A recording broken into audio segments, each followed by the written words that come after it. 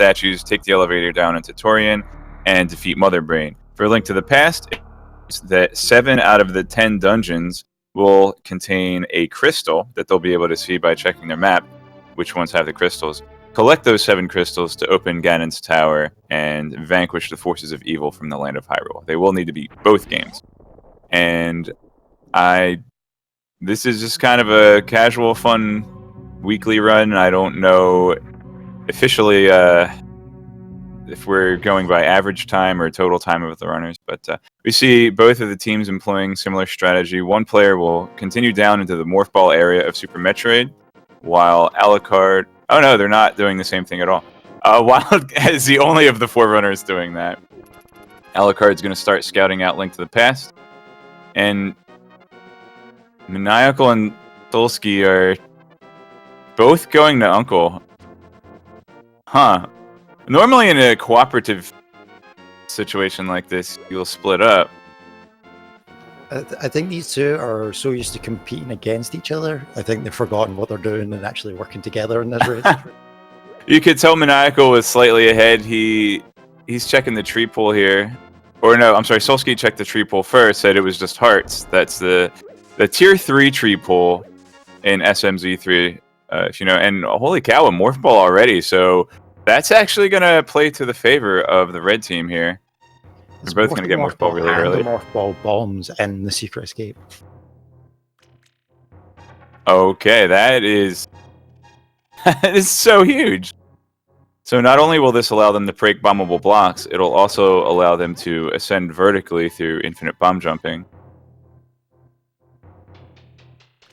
So really all they need is a super missile pack and a power bomb pack, and they can explore a lot of things in Super Metroid.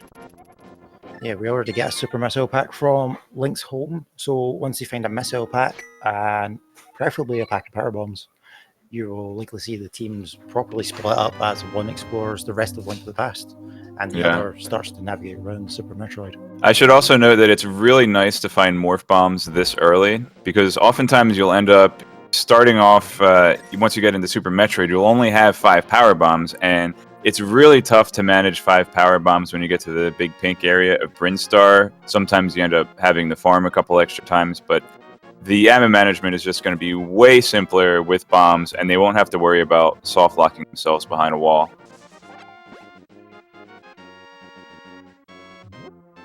Yeah, so, ideally you want to get about 10 power bombs just to be really on the safe side. Yeah, the first 3 power bomb packs are always good. You need the first one, obviously. The second one gives you a little breathing room on your ammo count, and the third one allows you to do a trick known as crystal flashing, which will not be required. This is actually normal logic, so these heated runs aren't going to be in logic, but I expect if we don't find Varia suit early that these runners will head into Norfair early into those heated runs. Might employ that crystal flash even if they find enough power bombs. So Maniacal and Solsky are both heading to Kakariko Village. They're tackling it from opposite directions. Solsky came in from the bottom. You saw that he farmed some bombs from the bushes beneath the Sacred Grove, and he found half magic at the race game and goes for it. It's a pretty good item in a pretty time-consuming location, so he thinks that this early in the run, that half magic is going to provide enough value for him to be worth that time investment. Yeah, it's a very useful item to have. Even later on, it's like trying to use fire rod shots in back of Skull Woods. You're trying to conserve your ammo, so you can at least use that against the Gyptos and make that room a lot faster. Yeah, it's just a lot of convenience here and there. I think, a sword already in Blind's Hut. So that's pretty big. This seed, I thought was going to be swordless, but maybe they just meant it was going to be swordless for Samus. Now, unfortunately, our 4 swords are once again scattered through both games. We've already found one, so ideally, we definitely need to find another one in order to even damage Ganon. Yeah. Well, if each runner picks up a sword, they're progressive, so the 4th player to pick up a sword gets a gold sword, right? I think it's progressive in your own game and not in other people's games, I'm afraid. Yeah. Well, that's a shame. And we have Wild getting some good luck on those bomb drops. So 2 of those bushes south of the Grove, you pick them up, and they each have a 50-50 chance of giving you a bomb. Finding Ice Beam inside the Kakariko well, that'll help out a lot towards Turian. Yeah, we'll see if Wild goes for this half magic. I know that all of these runners actually like to play a little aggressive with the safeties.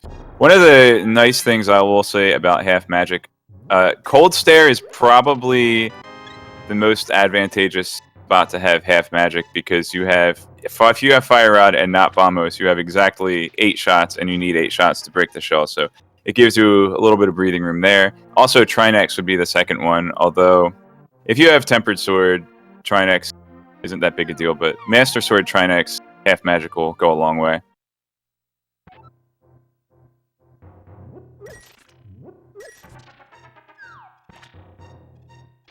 Alright, so Solski's already skipping some of the chests. We see the benefit of the cooperative aspect of the race. Maniacal has already been the blind side. He said you want the second chest and the fourth chest and go behind the wall, and you can skip the other two. So little bits of time save here and there. That's why generally you'll see co-op races, of course, being slightly fast. And we also have Maniacal farming up some rupees here, but Solski's going to check the bottle vendor right now and probably call him off. But too late, because he already hit that 100. You can save it later for chickens or perhaps. Also, paying the monkey to open up Palace of Darkness, should they have to go in. Alright, so we have 3 crystals in the light world. Real quick map check from Maniacal. We have a red crystal in Desert Palace, and the other 2 are regular old blue crystals. That red crystal is one of 2 that will be required to purchase a big bomb and open up the pyramid to access 2 items later on.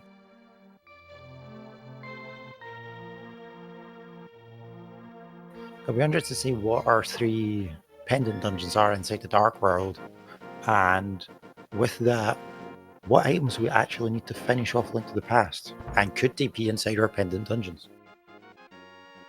I'm going to say right now, we're going to see one of my least favorite things. Not that Power Bomb pack. That's one of my absolute favorite things. Alucard fighting the Power Bomb pack in the map chest in Hyrule Castle. One of my least favorite things in general for Link to the Past is Pendant Thieves Town No Hammer. I shudder. I just don't even want to go in there, but I know I have to. Yeah, we haven't seen a couple of racers get trolled by that. Particularly if there being medallion inside the big chest, and you need that to access Turtle Rock. Mm-hmm. But heck, who knows if we even need to go into Turtle Rock. I think that's the first E-Tank for Solski there. Wild has already checked the dam. I don't believe he went all the way to Mini Moldorms and such. Didn't really have a lot of bombs to clear through that cave. And Maniacal will be the first person back into Super Metroid with that Morph Ball. So Morph Ball bombs, good ammo count on missiles, 1510. That's the any percent count, right? He's just missing that Power Bomb pack. Yeah, ideally he just needs to find that power bombs, and then he'll be sorted. Yeah, and Solski is not heading to Hyrule Castle, so they're not going to find the same Power Bomb pack that Alucard just picked up, at least. And holy crap, a mirror, and heads-up play from Alucard, immediately using it to return to the entrance of the palace. He is going to go through the dark rooms without a lamp, and with a sword, it shouldn't be too difficult for him, but we should note that this is out of logic. So whatever Alucard finds here, the item placement engine is not expecting him to go here. It's perfectly within the rules. He's allowed to do this, and sometimes you can even get a little bit of extra information if you find something important. Say,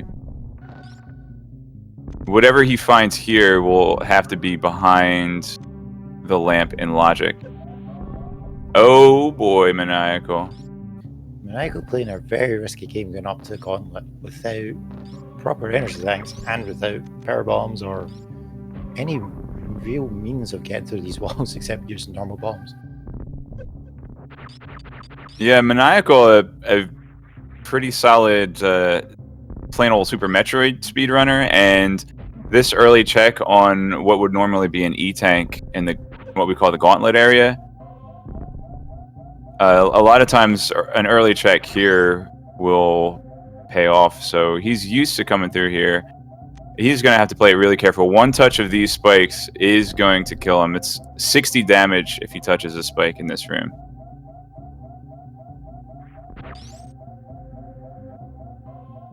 Meanwhile, Wild made it all the way to Ice Cave. I'm not sure if he grabbed a Power Bomb pack yet, but I do believe he's going to go into Hyrule Castle and nab those Power Bombs and start clearing out Super Metroid. Meanwhile, Solsky is going to go find those Power Bombs right now, and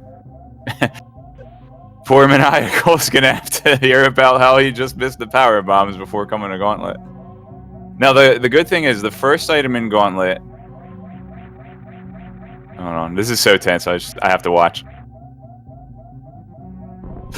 No! Oh, so... That's rough.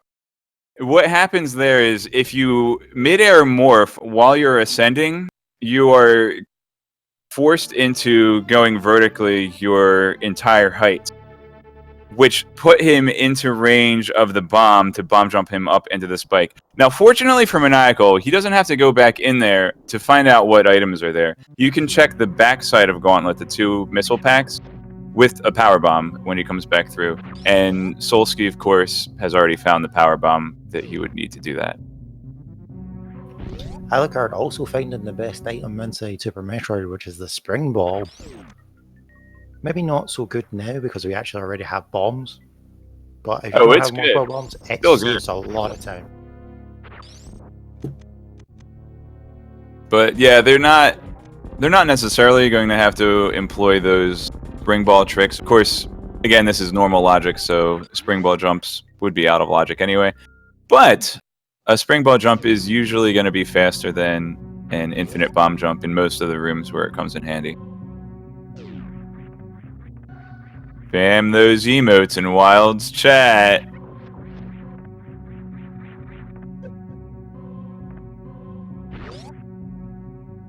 So he's setting up to take a death warp and we'll find a mirror. Yeah. It's better than finding a sank heart. Or a fairy in a bottle. Yeah, that's bad. But then, hey, at least you have a bottle. With sank heart, you're just like, yay. I call that a life warp. When you try to do a death warp and you end up fairy reviving instead. I don't know what it was that... Oh, it was the red cane. Okay, so...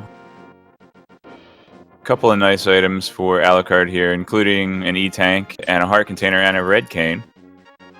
I think we have to see some people check the back of Sahasrarla's closet and hop into Eastern Palace as well. No lamp and no bow, but they will find at least 2 items. One of which will be in logic. At least one of which will be in logic. I mean, both Wild and Anaconda and Solsky going up to the power bombs in the sky using that infinite bomb jump.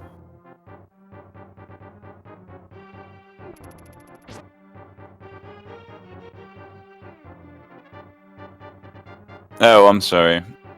Chat's always keeping me honest. Spring Ball was behind Sahasrarla, but... Anyway... Wild could actually go in full clear wrecked ship. I think he would be comfortable, more than comfortable, with 3 E-Tanks and morph bombs.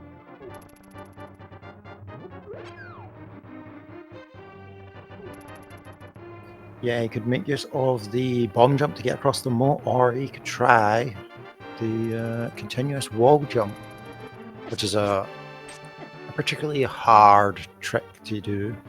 Yeah, that's a good point. 2 frames followed by a 1 frame. Or that sounds correct.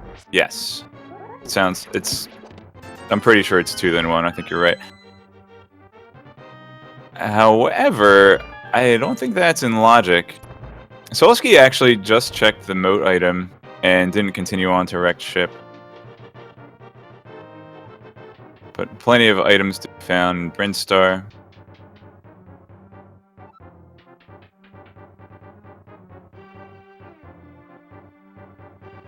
Yeah, it's a particular meme to try and skip out all of Brinstar. There's just so many checks you could do there. It's like Why would you skip it? Why would you skip Brinstar? Alright, so we have a super missile pack and an energy tank for Wild Anaconda as he goes all the way through Gauntlet. I did not see that Oh, earlier. well, Wild's about to go and get that, I hope. So Wild and Alucard have actually converged here. Perhaps one will go down and check the Edicoons while the other goes to the reserve tank area. And Maniacal's doing his dark rooms. So I think that the spring ball jump across Moat might be in logic, but a continuous wall jump is not. Or Moat just might require space jump or speed booster or grapple. Possibly even gravity plus high jump.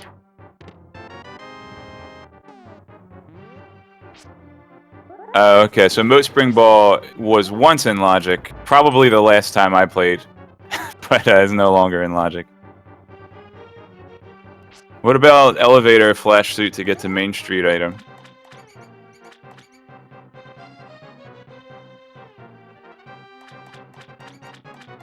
Totally.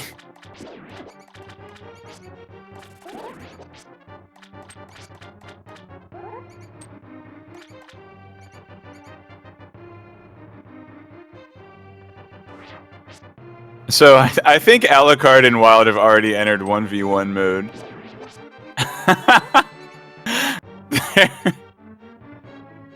They're just... okay. They're covering the same ground, so if the good items are down in the Edicoon area, then that's good on them. There's nothing wrong with a little bit of friendly competition. Maniacal's made his way to the back of Escape, but has not got any bombs to take down the walls. Oh, there we go, an 8-drop. Bomb drop. Commentator's blessing. Solsky is going to be the first to defeat any boss of either game. He's heading on to Kraid's Lair. Few items here, plus obviously required to complete the game.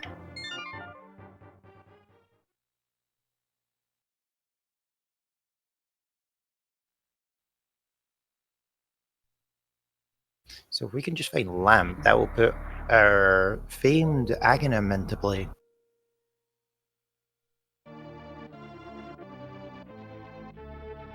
Yeah. Might not be the first place our runners check, since the Lumberjack had only had a super missile pack, but it could still be required. Until we find Moon Pearl and a glove, Aghanim is always on the table.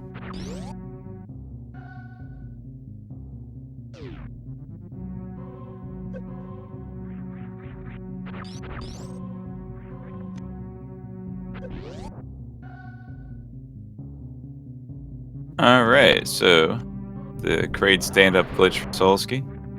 Gets a quick open though, it's convenient. If you mess up that quick kill, sometimes Kraid's nice and just opens his mouth right away, and sometimes he's a meanie face. Yeah, he likes to walk right to the back of the room and then open it, and you're like, ah, so much time.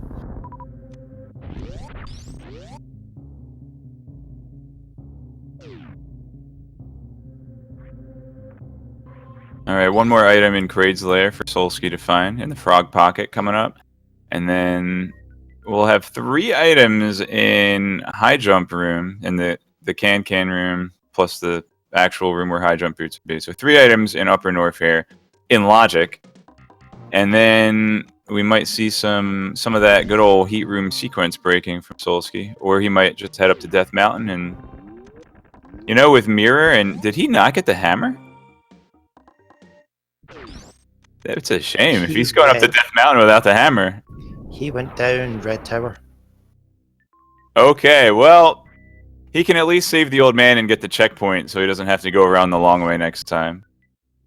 He can head into Tower of Hera, which, remember, is a crystal dungeon and will be required. Not guaranteed that he'll be able to finish it. Sometimes it does require a fire source.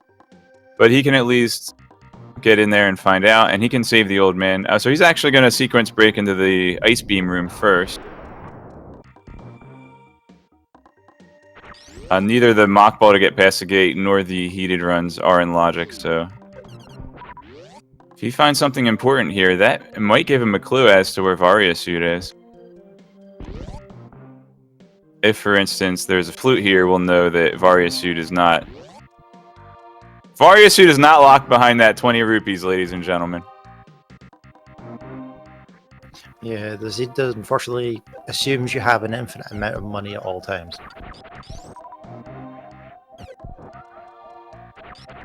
And Maniagal's still without an E-tank. Yikes. He needs to head to the dam in South Shore. Grab a couple of those.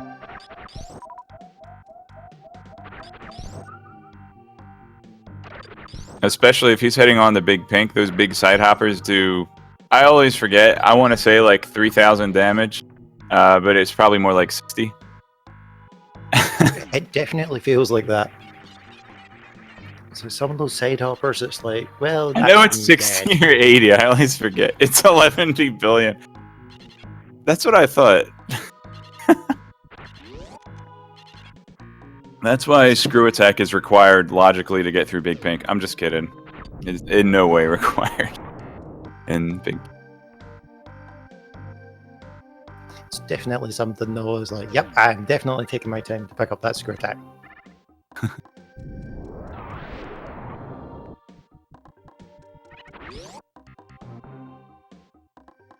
So, did we see flippers at Croc Escape missiles?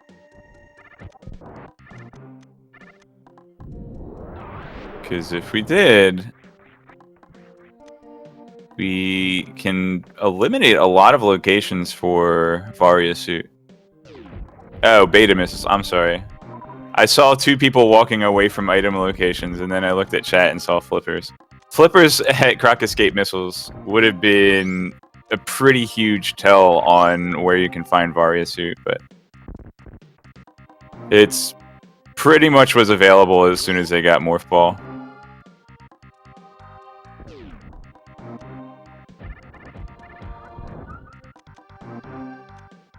So this is where we'll see that this route diversions from our teammates, so that they can like efficiently rule out as much as they can of each game.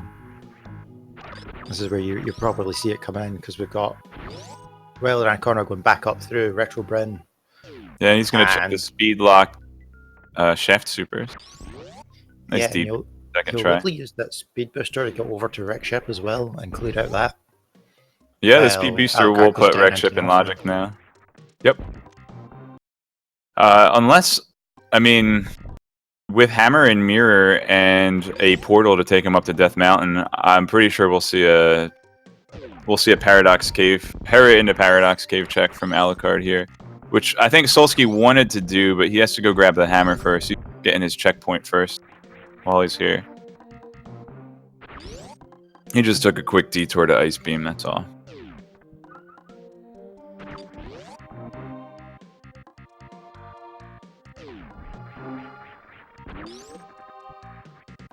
Thankfully, the hammer's not too far away from either the portals, and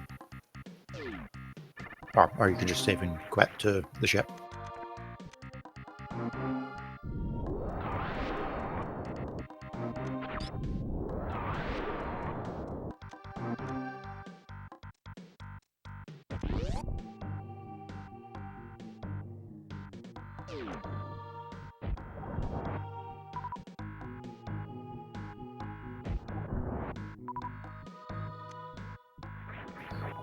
The second sword upgrade was at the back of Escape, with our first one being inside Blind's hut. The second sword is out of logic, so the only important thing that it'll play into early on is Aghanim, which would also require a lamp anyway, so it's once you get that lamp, you put that sword in logic and have Aga Tower in logic. Of course, we're hoping that it's not required, right, guys? Chase. Chat didn't say anything. It was me. It was all me. Haha. Yeah, All right. accommodate for the delay, remember?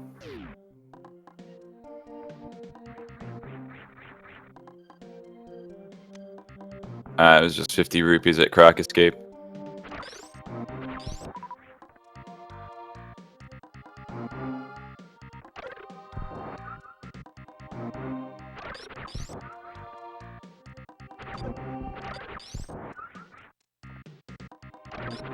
So yep, well, using that speed booster to shoot across the moat.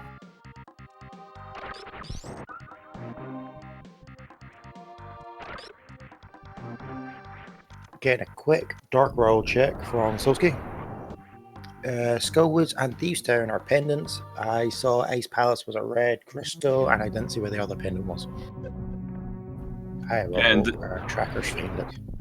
Despite having to go back and get the hammer, Solsky has beat Alucard to Tower of Hera.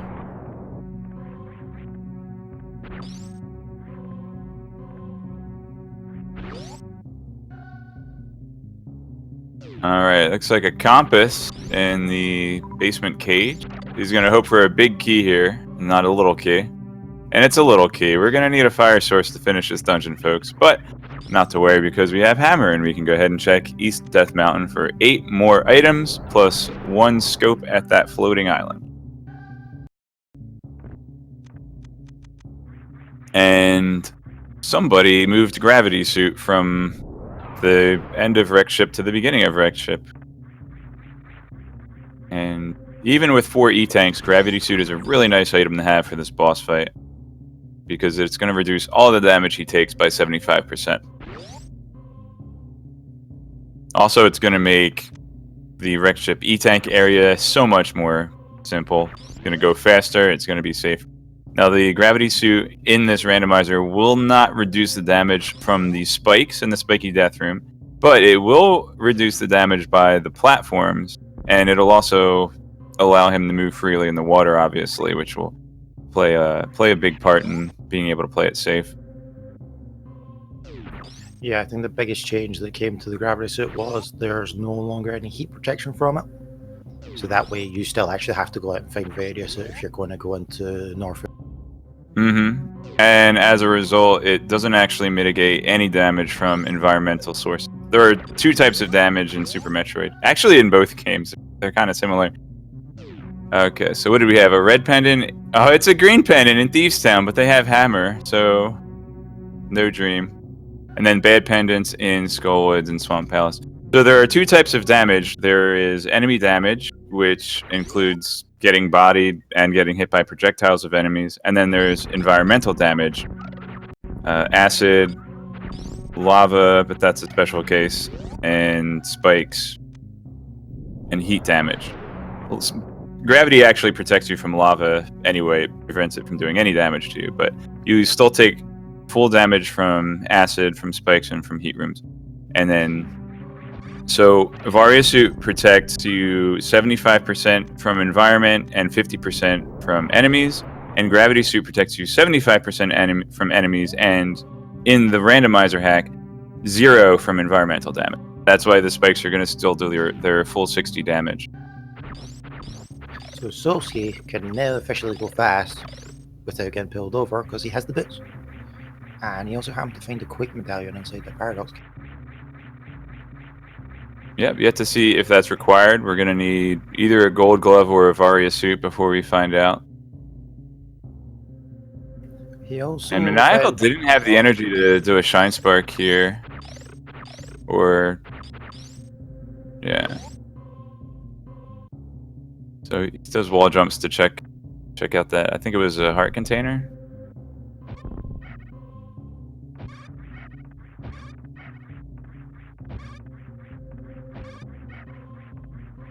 So I saw one of the rods inside Paradox Gate, but I couldn't see which one it was because the quality on the commentator stream is a bit poor.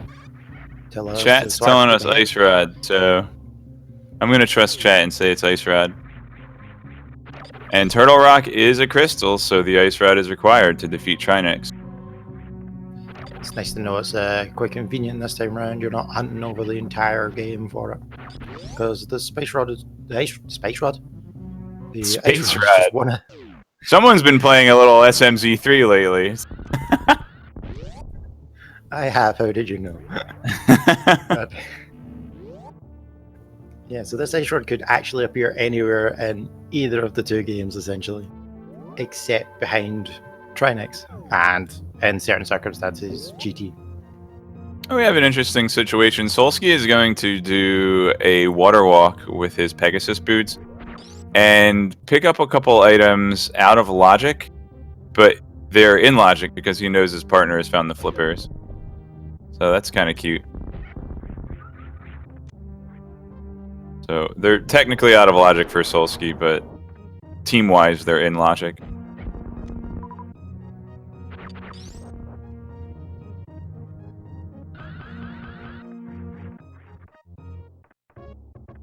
So we are still short a Moon Pearl and a glove. Or a lantern if you want that dream pyramid check.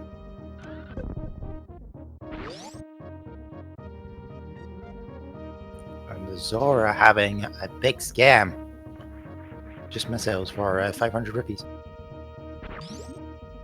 Chat raises a good point as well. If Solsky doesn't need to go into Swamp Palace, he doesn't need to get the flippers, which are a little out of the way in Retro Brinstar.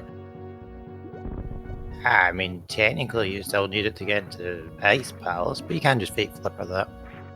Mm-hmm. Or just walk on water since Or, he has the... you know, water walk he's already shown.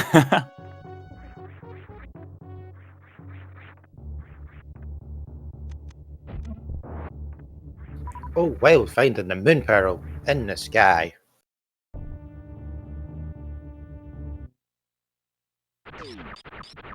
Alright, the Dark World hunt is not over yet. One of two glove locations will have to turn up.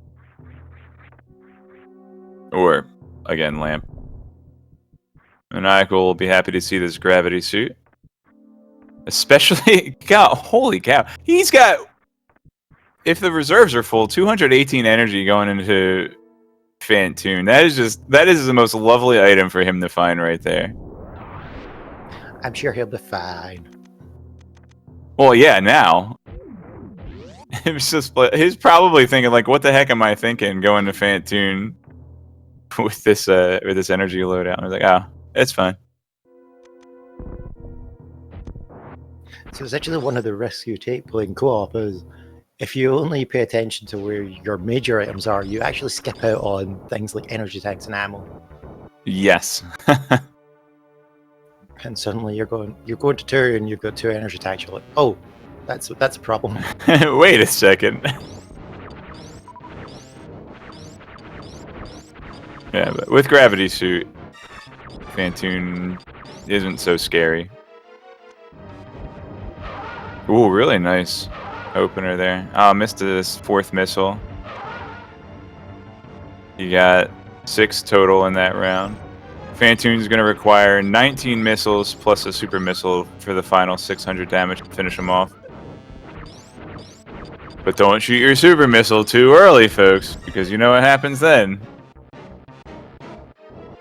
He gets really angry at you. Yeah, he sits at the ceiling and pouts and wastes about 30 seconds of your time.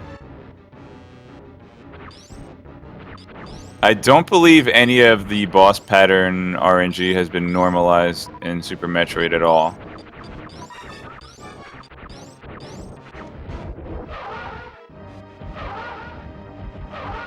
I don't think it's normalized inside the combo randomizer. I think it just makes the ROM just that little bit too big. So even things like Aga's blue balls in this aren't normalized. It will not be the same for our runners, even though they're all in the same seed. Oh, there we go. I mean, I have showing us off. Yeah. So I'll just go right out and say the gravity suit saved his life here. Yeah, trying to avoid damage on that is ridiculously hard. And he's only taking 10 damage per hit instead of 40. So, yeah. And Alucard has just finished off his Space Ghost Elephant.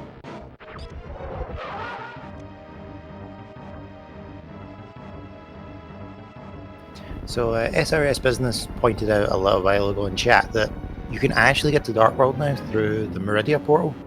Because we Oh, do good have point. access to the back end of Meridia. Ah, that's right. So both our gloves could in fact be inside the Dark World.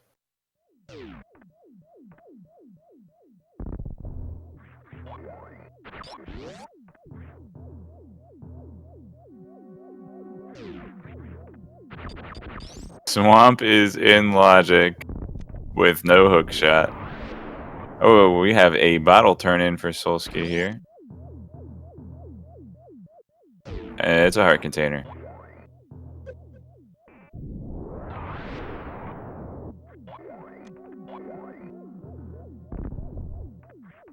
Again, it's not something you need, but something you might want to keep note of just in case you're like running low on hearts for Link to the Past. Yeah, and if Maniacal needs a quick heart container pickup, hopefully Solsky told him about that one because that won't be too far out of the way if he has a bottle. So while making straight use of that gravity suit, go straight into Meridia.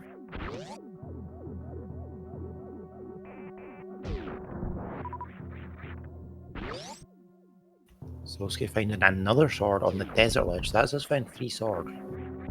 And I don't think that Alucard has to do the bowling room, so he can actually take this little shortcut. That's a little troll exit that you have to take if the super missile block closes behind you and you don't have another super missile. And Dear Force thought of everything except for doing a blue mock ball in Aqueduct and getting between the walls. Was that Agina holding the fire rod? No one will ever check that. It's been a while since I've seen him hold anything of importance.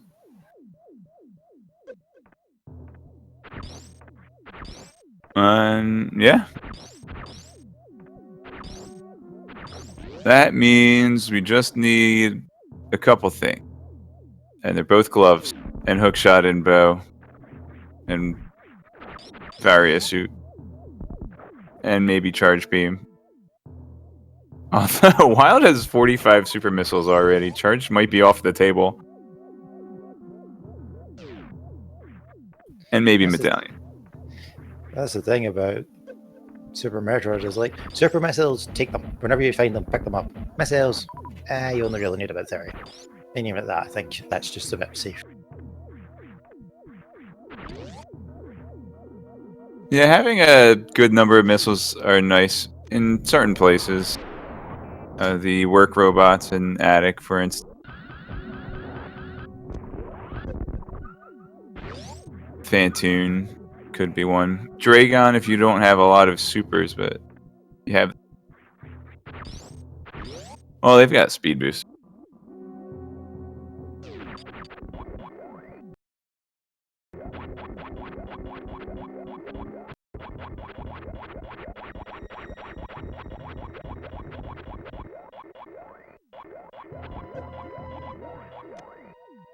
Alright, Wild's gonna head into this save room. Or he's just gonna open the door and run away. Maybe he'll just check these items first.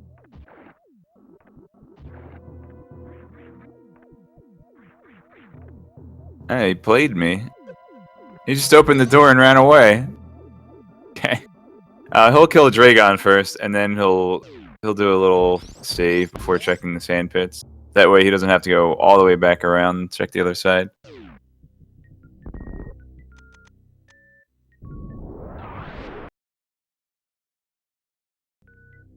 Yeah, you can sort of wrap in going up towards Plasma as well if you... You can check one sand pit and then go up towards Plasma and see if it's worth it, and then just reset at that point. I blinked and Wild already killed Botswoon. Yeah, just a couple of super missiles in the face. Couple, 10. Maniacal still has one E-tank. This is dangerous. So Maniacal's got 220. He can only afford 3 hits on the spikes in Bowling Room. And he's going to have to manually refill his reserves if he... Oh, gosh. I think he just died. Oh, he had 2 reserve tanks. Thank goodness. And he had enough energy anyway. I thought he was going to get a double hit from the refill time. But anyway... Yeah, that's the 0 environmental damage mitigation from gravity coming into play there. So yeah, anyone not familiar with the auto refill mechanic of Super Metroid, you still have a hitbox. You do not have any invincibility frames, so you still take damage. It's a mushroom. We might see a fake powder check. They do have the hammer and Kano Samaria. They can do a little sequence break to the Batcave before turning in the mushroom if they so choose.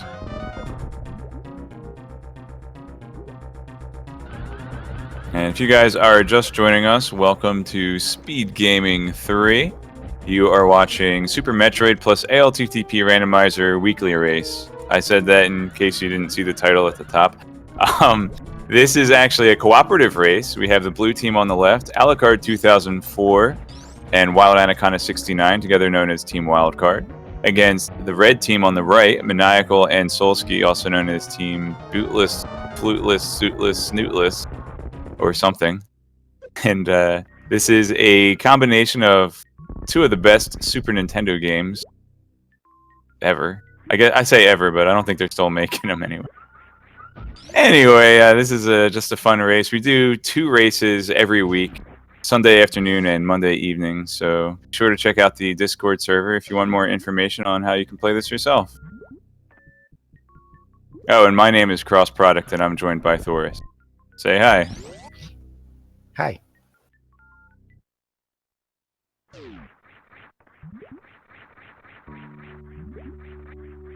So we have Alucard close on the heels of his teammate, because unfortunately we both have to kill Dragon. We do not get away with just having one person kill them. Yep.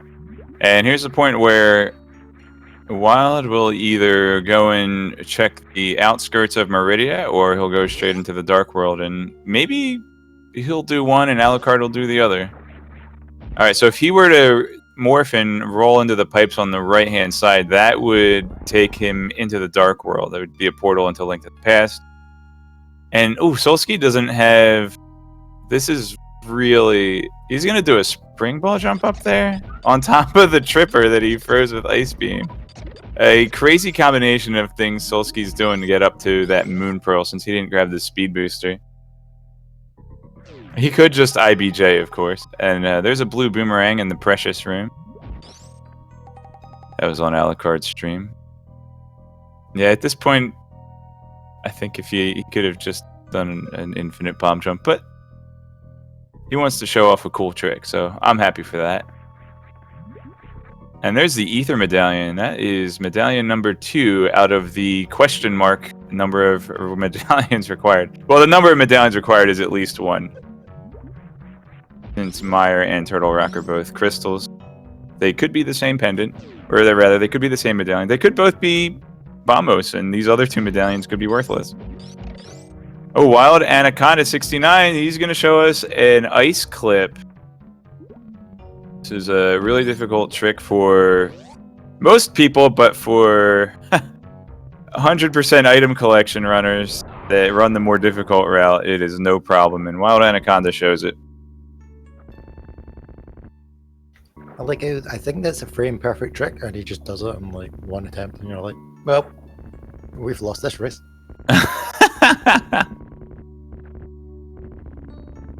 It's not. I believe you had. It's within 2 pixels of the little slug, the little tadpole that jumps around. It's within 2 pixels of where that guy has to be. Where it might be 1 pixel since he doesn't have high jump boots.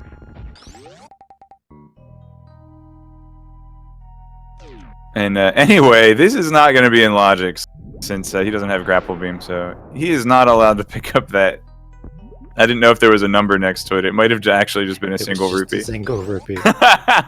Kill Shack Tool. Come on. He's going to bait you all the way over. He's got his missiles equipped. Oh. He did hit him, just didn't finish him off. Well, the reason he equipped the missiles is because he had Spazer. And the Spazer's too wide, and Shack Tool would have blocked the shot instead of him opening the door. That's why he equipped it.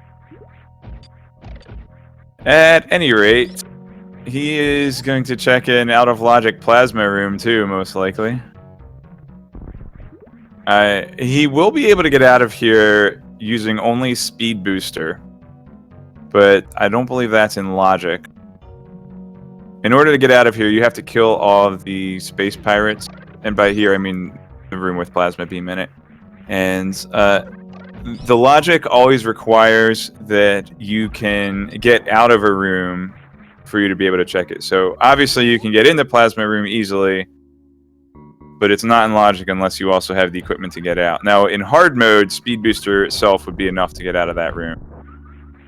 In normal, I think you would need either plasma or screw attack.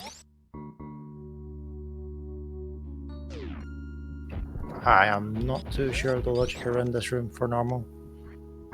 It's very rarely that you come to this room you don't actually have one of those required items to get out. Yeah, it's an energy tank, and we'll see Wild Anaconda reset. Or no, he's got the ether medallion, so he might want to... He might want to stay in here. So yeah, the first thing he has to do is let that space pirate walk to the left. You know what, actually... Charge Beam would also put this room in logic. You can kill those pirates with pseudo screws. But then Charge Beam wouldn't help you get out of there. In order to kill the pirates in normal mode, logically, would be Plasma Beam, Screw Attack, or Charge Beam, since it doesn't put those short charges in logic.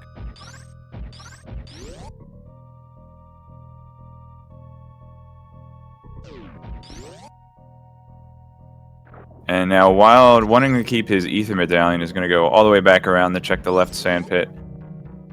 Or maybe... Right, he didn't check the left sand pit yet, did he? No, he only checked the one. Okay. And Alucard is going to check Hype Cave. 5 items here. Including a mail upgrade. Be ready to rate it 1 out of 10. And Varia Suit. Oh, it's already 11. Varia Suit is probably the single most important item in Super Metroid. I mean, other than Morph Ball. Morph Ball is kind of important. He had 2 red suits.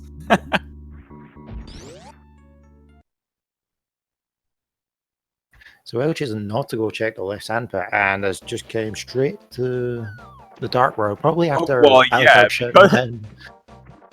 I think that was an audible call as soon as Alucard found the Varia suit. And a sword upgraded old Stumpy. As I found all 4 of our swords. Is it? Yep, we had one in Blind's Hut, we have one in Stumpy, we have one in the back of Escape, and we have one on the Desert Ledge. Oh, they just haven't gotten it yet, right. But now that they have Varia suit, they can. They can take the 4th and final cross-world portal that goes between the Misery Mire overworld area to Lower Norfair into the Screw Attack room. But the other way around, because they'll be going in from Super Metroid to Link to the Past, and then mirror over to get in the Desert Palace. At some point, unless they, find stuff to get there faster. Don't think that's going to be in logic until they get Space Jump. But I don't think that's going to stop them.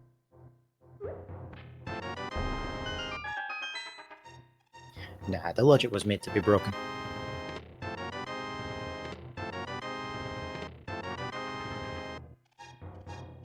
As far as out of logic items right now, I don't think we have any. I think everything in our runner's inventory's been resolved logically. And we have just seen from Maniacal that left sandpit actually only had money in it. So Wild was right to Oh, leave it behind. Solsky.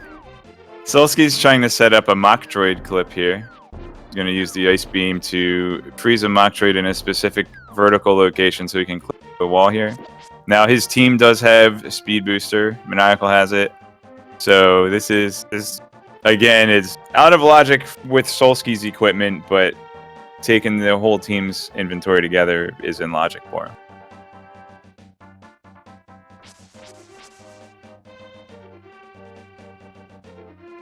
And yeah, it looks like Alucard's going to head into that pendant hookshotless swamp. All right.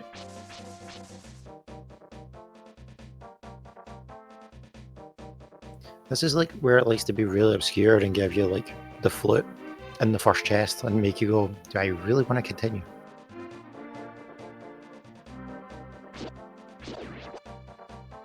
I thought that Maniacal was going to head over to Shaq-Tool, but maybe he doesn't want to do the ice clip. Of course, if it were me, I would just Crystal Flash clip. Because, you know, for some reason that's easier for me. It's probably something I should learn how to do, is the Crystal Flash. Mm, It's like, it's one of these It's things that okay. you see people use, but it's like, I should probably learn how to actually use it. it's honestly less useful in SMZ3 because oftentimes you can skip the pre-bot tween room just by taking the cross-world portal. There.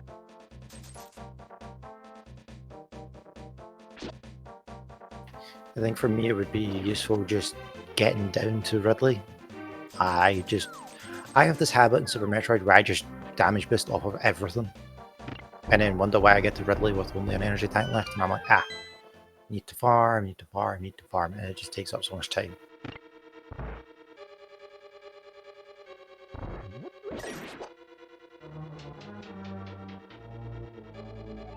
Solsky. So what happened?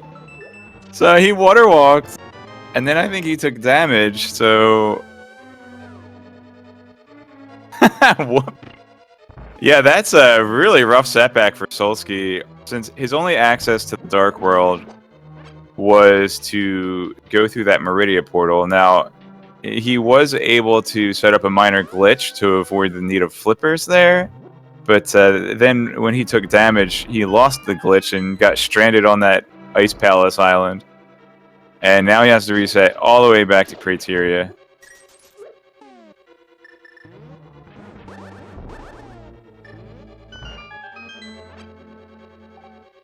I think he will take the time to go and get those flippers this time around. Yeah, may as well. And we'll see if those flippers are going to be required for some Swamp Palace shenanigans pretty soon. Well, not necessarily. Let's see if Alucard turns up anything of importance.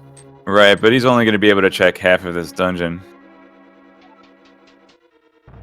Meanwhile, Wild did something called a potion glitch, which allows you to avoid having the bow to get into that right side of pod, which is very useful when it has 2 keys in it. Yeah, I think that's going to put this entire dungeon out of logic for us.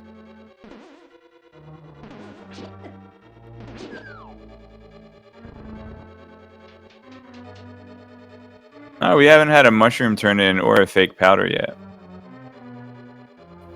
Yeah, they've had no easy way to get to those locations yet.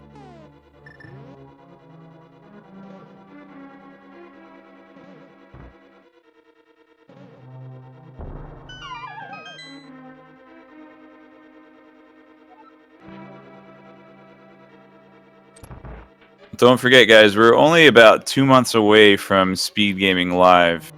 So if you enjoy these awesome online races, sure you check out the stream in late October, because we're going to be doing an in-person event live from the Hilton Dulles in Dulles. It's like DC, but not really. Wow. I'm bad. The it's basically DC. But anyway, I'm really looking forward to it. I'm going to hopefully be doing some commentary there in person and doing some running and trying to get not last place in Link to the Past Randomizer.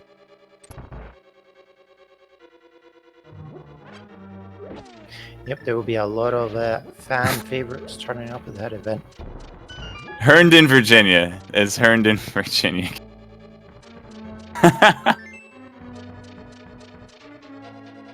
See, I knew it. Oops, no glove for Alucard. You already had the hammer equipped.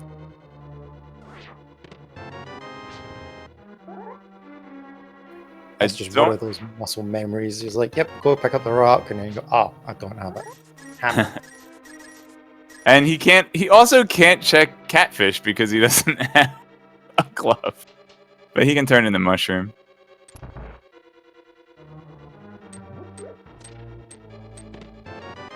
People underestimate this, but without gloves, it's like you look up a lot of locations in Link to the Past. I was just thinking of those in my head. Catfish here, Bumper Cave, and how about Spike Cave up on Death Mountain? That's when you get all the way to the end of the spikes, and you're like, okay, I can't pick this rock up.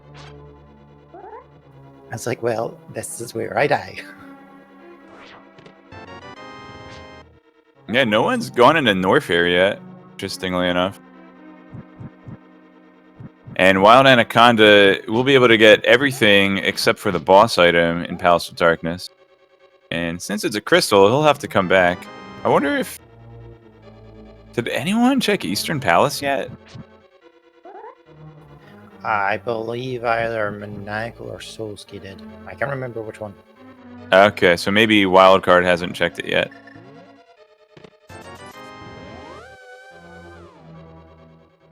Or maybe they have, I don't know. Well, Wild didn't immediately mirror, so... Now, without Hookshot, his checks are going to be limited now to just Pyramid. Which I skipped on his way in.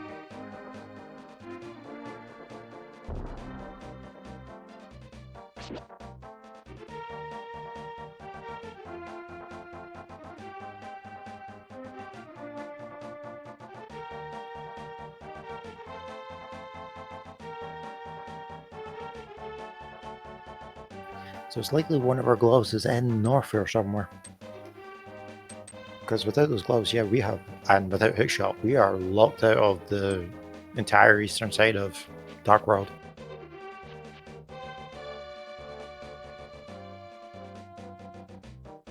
A lot of items in Norfair, though. Much to the credit, we might not even need, because I believe both of them were pendants.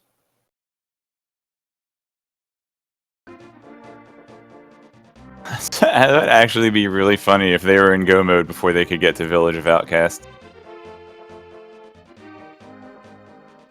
Dark Kakariko skip, baby.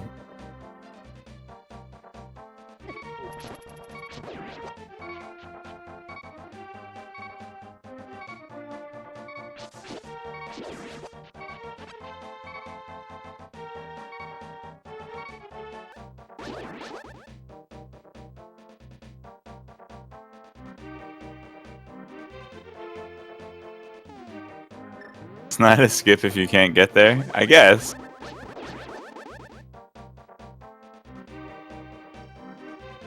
Well, the funny thing is, in order for them to get into go mode for being able to access Village of Outcasts, they'll need to find both gloves back to back in the same room, basically. Or the same dungeon or whatever. Uh-oh, Wild's down to half a heart. Makes it to that portal. Yep, so Alucard found a glove in the cathedral area of Super Metroid, and then finding Charge inside Bubble Mountain. So that's two very nice items to have. And I think Wild's gonna go check that West Sand Pit. And that'll put him pretty close to Norfair, so you can follow up card and grab those things. One of them can check Crocomire, and one of them can check Lower Norfair. Out of logic without Space Jump again. Whatever.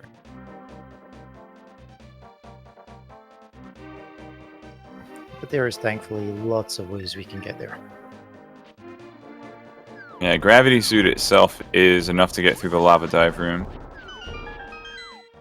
Well, technically all you need is Varius. That might be... A bootless lava dive might be too risky a play. So rupees and rupees in the west sand pit.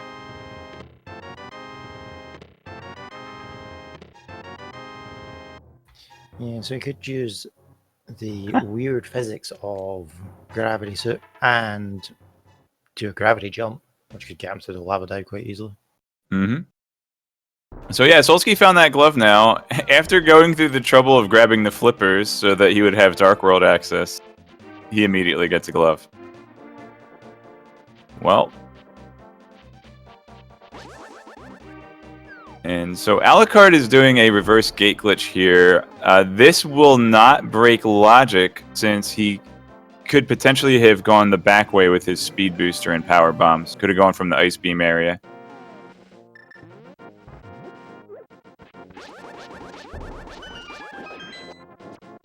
And Maniacal's gonna get his first E-Tank. Not his first E-Tank, but... His first in-logic E-Tank.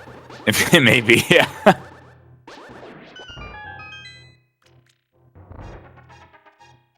So Alucard betting on Croc to have an important item somewhere inside the Indiana Jones area.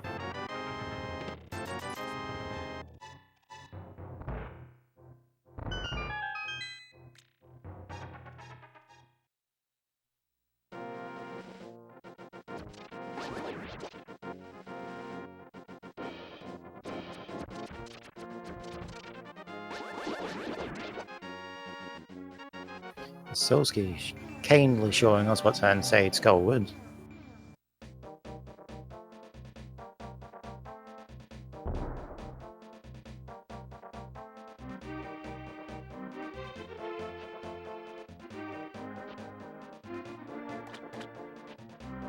Maniacal sees Swamp Palace and he says, "No thank you, I don't have hookshot."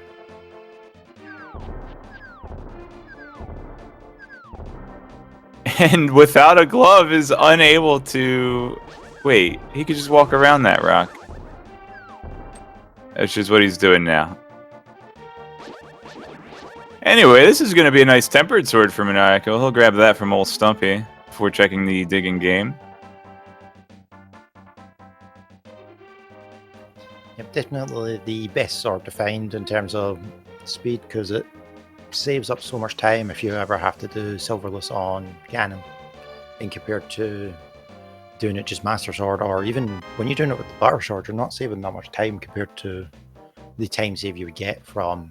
And holy cow, there's a bow for Alucard. It was at Shack Tool Power Bombs. Or, dang it. Shack Tool?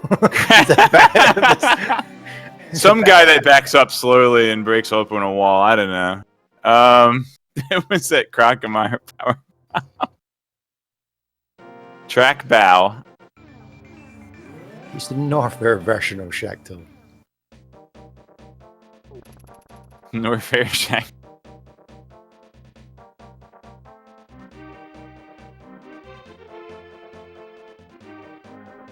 Nice Mothula fight in blue pendant for Solsky.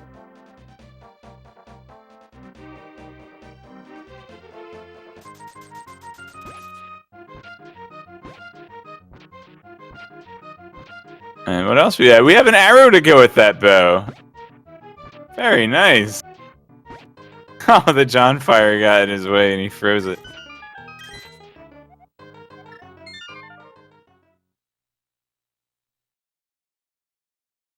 Is that what I've been doing wrong in that jump? Was I just not blowing up the power bomb blocks? Is that why I can't make that jump? I believe you can short charge it. Well, you can short charge it to break the wall, but then you might not have enough speed to actually get up to the ledge. Yeah, without high jump boots, it's like you have to jump at quite a precise part, and compared to if you have high jump boots, you just jump whenever and you make it. Yeah. But this wouldn't be a combo randomizer if you didn't get the speed booster before you get the high jump boots. Hats off to anybody that runs Super Metroid 14% speed booster. Yikes. I don't know why you do it to yourself.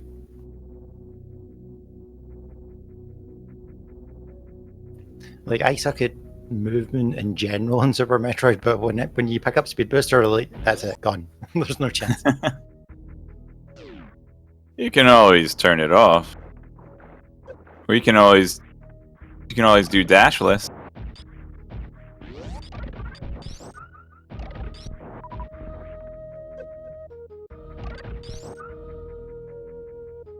It's like one of those things. Is like I see a lot of people setting up challenges for things like Final Fantasy VII, and I don't see any of them that say you're not allowed to run. It's like you must walk the entire game. Like, that's a challenge. In Final Fantasy VII?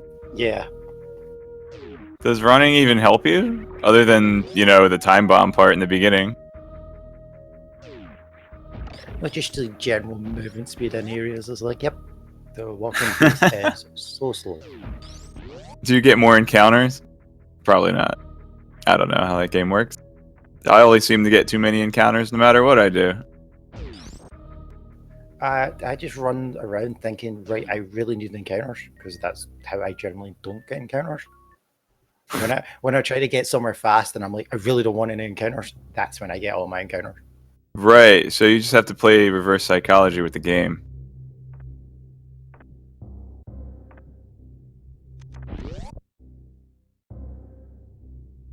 Now Alucard will be finding his tempered sword.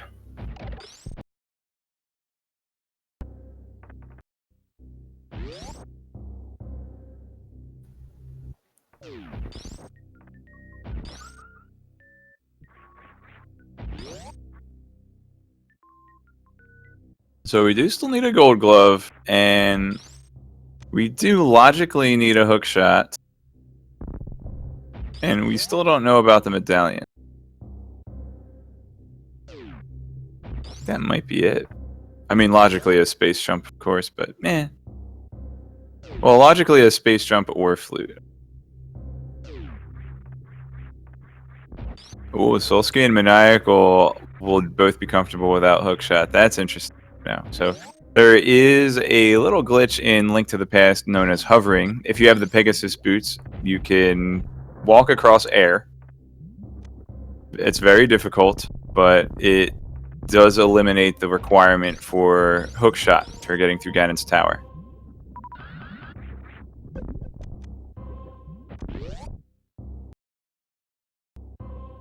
Although it's probably one of the more difficult tricks of Link to the Past, but still also one of the most funniest. Anyone who doesn't know, check out Paddy and Andy. Whenever Andy tries to hover, Paddy likes to give him a little bit of grief in the background for it.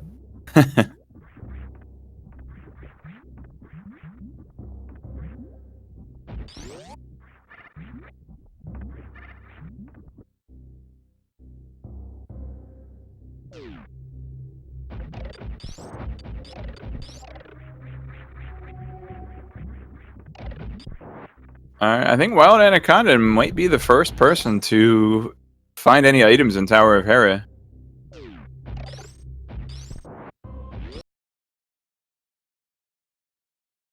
I don't believe he picked up his fire rod. Oh, didn't he? Unless Oh, he found the dang. lamp somewhere.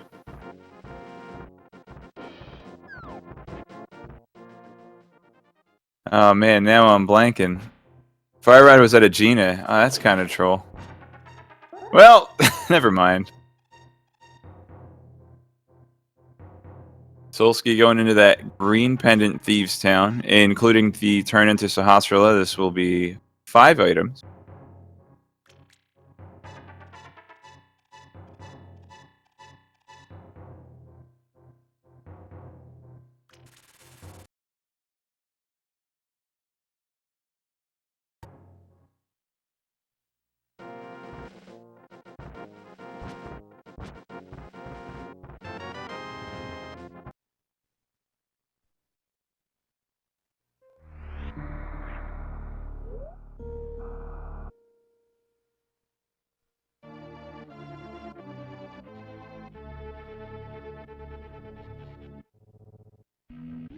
All right, now the big question on everyone's mind is probably, can we still see a pedestal required? And yeah, could be a glove still. Could be the second glove, yeah. All we need is hook shot, and that's it. Hook shot's the only item that we need to complete the 3 pendants. Quake is, or rather, Bombos is always a possibility. I guess that's it. Bombos, and logically it could be required to get flute or space jump, I suppose. But these runners aren't going to hold to that requirement, I don't think. Or if you want to start getting evil, you could always imagine the book being on pedestal and hookshot being on one of the tablets. It wouldn't be hookshot. It would have to be Bombos. We have a Swamp Palace pendant. I forget the requirement for that continues past just the pedestal check. Yeah.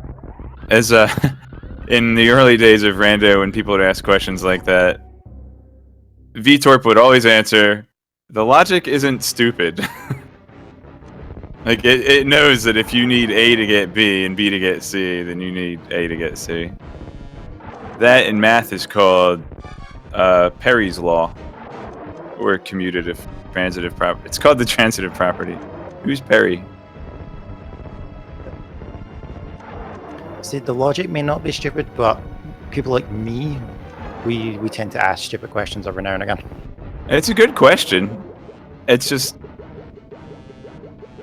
you know, I don't know. It's an important question, and you know, anybody that runs a game or any viewers trying to follow a race should know the answer to it. So it's okay to ask.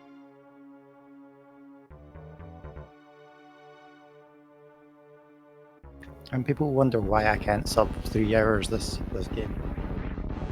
I mean, I can't either. Sometimes. I don't think I've ever gotten a sub 4-hour multi-world. I think I got a 401 once, but I saved the animal. I don't remember. So yeah, there is also a multi-world in the works, which it will soon be an open beta, hopefully. Keep your fingers crossed. Yeah, I'm really hoping for that. I've seen a lot of people play test it, and it just looks like so much fun, except from, oh yeah, someone's morph ball is in someone else's Turtle Rock or something obscure like that. And I was like, okay, I'm in BK mode for 2 hours. Actually, all 4 of these runners have done beta tests for that multi-world SMZ3.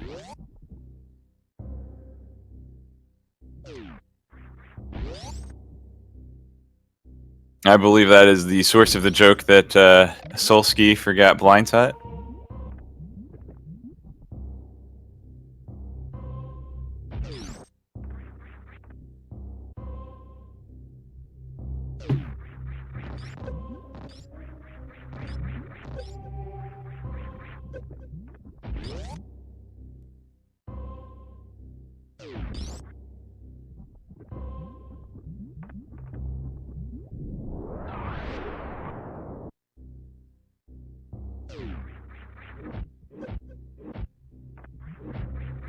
So it's like that where you're 4 hours in and you forget to do like something really obvious are usually the most fun ones, because you wander around for so long going, where on earth could this thing be?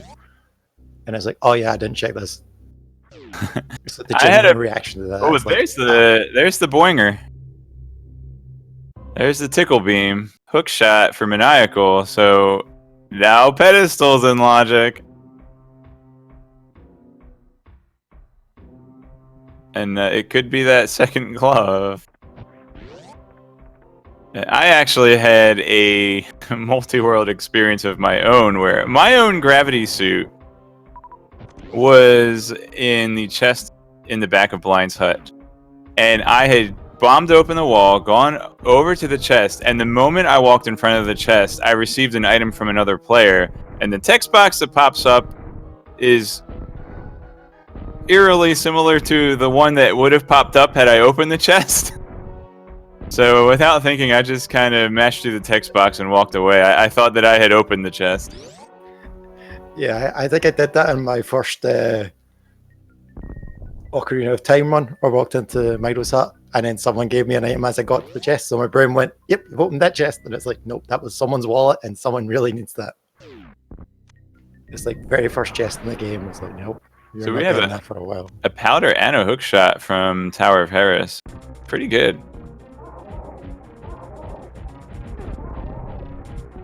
But Team Wildcard has yet to find a fire source to complete that dungeon.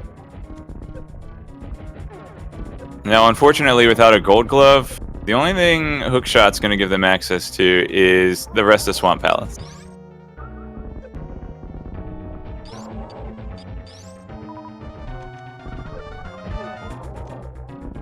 Yeah, and if anybody's interested in creating a randomizer for a game that we don't have yet, there is a general support Discord for randomizer development.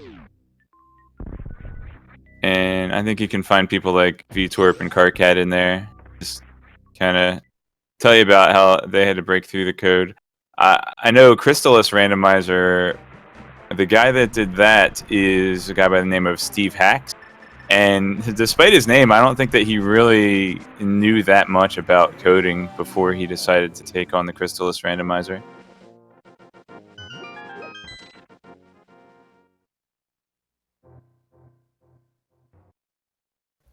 Yeah, the amount of work that people have put into these randomizers is insane, and I don't think they really get enough credit for it. It's like, because it's not as easy as just, all right, put something together that just shuffles the things. It's like, no, you have to like break apart how the code of the game originally functions and make sure it still functions and all that. And it's code from 1990s, so I don't imagine it follows like the best coding practices from back then. Yeah, and that's finally Fire Rod for Team Aluconda. Or, hang it. You know it. The left guys.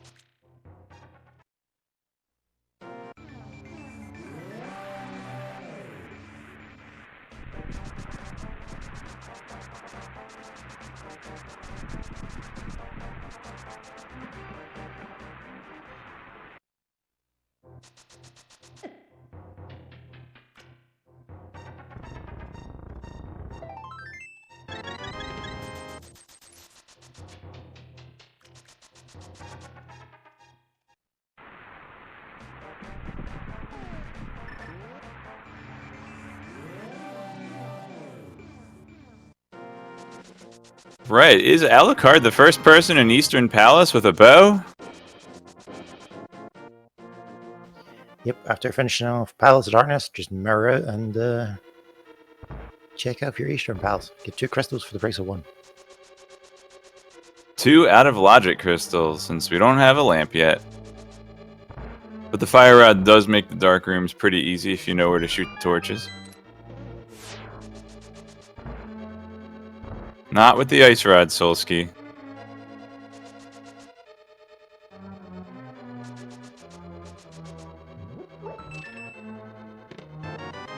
That is true. Solsky doesn't have the bow yet. And Maniacal is 2 rooms away from finding it on the other side of the team.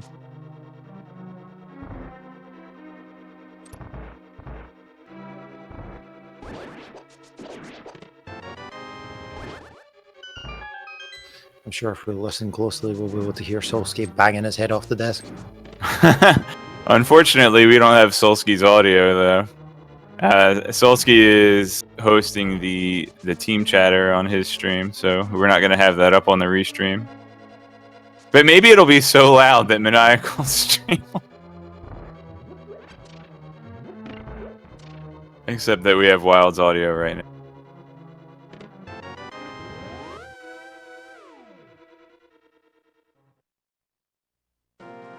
So you're just immediately going to mirror and leave? Well, it doesn't really matter. I think he quaked the room. Oh, okay. Oh, he didn't get the ether. Ethering that room is kind of nice. Speaking of Quake, our tracker picked up, and I wasn't paying attention, that we do have the Misery Mire medallion requirement, and that is Quake. So that's 1 out of 2 dungeons. Ain't gonna need that Bombos, but we'll see about Turtle Rock as soon as we find the Gold Glove.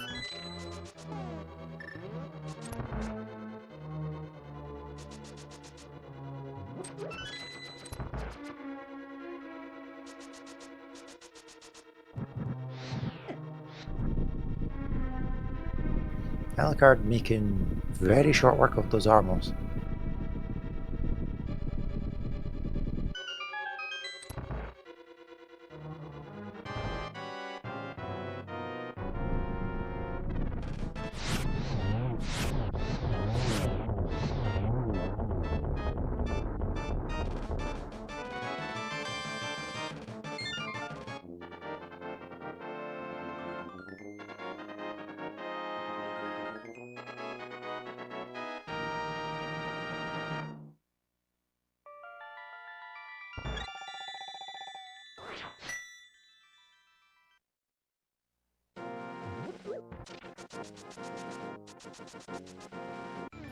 We actually at a point where our second glove is our gold mode item. I suppose unlogically lamp.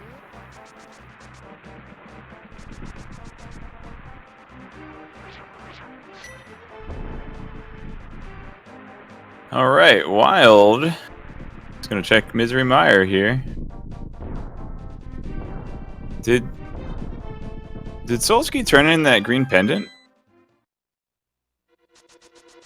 on his way to Pod? Maybe he did. Okay.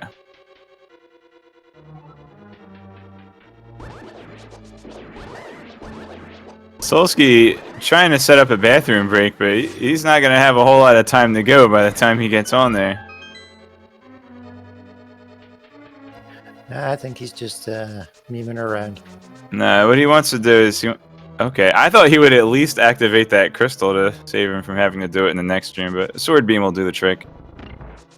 And then he selects the Ice Rod again.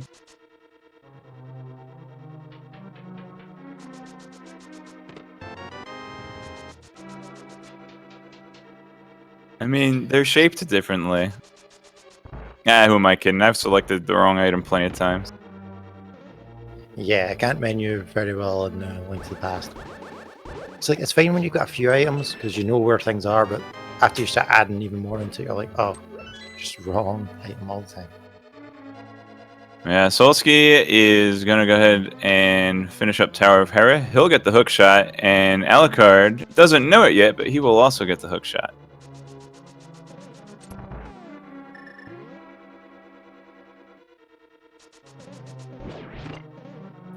Maniacal taking on the King of the Hill of Bubble Mountain, and see if the King Kakatak will get in the way after the Ripper previously got in the way the first time.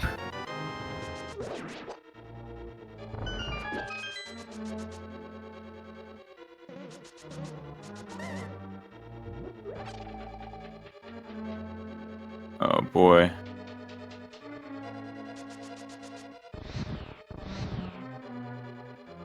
For anyone wondering, that is a very, very difficult wall jump to do.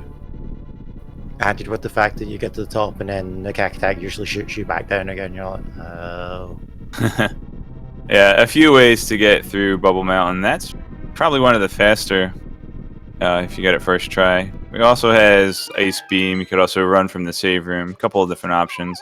And heck, you could even just go around the intended way. Go down through the Lava Rise room and Bowser's Castle and all that goodness. There's actual rooms down there? Yeah, you see him in New Route. Since New Route goes... Yeah, New Route will go from Speed Booster to Wave Beam directly to Lower Norfair. And even sometimes in Randomizer, if you have the right item set, you'll go to Lower Norfair from this location where Maniacal is now. And you see the rooms that start leading back around to Bubble Mountain.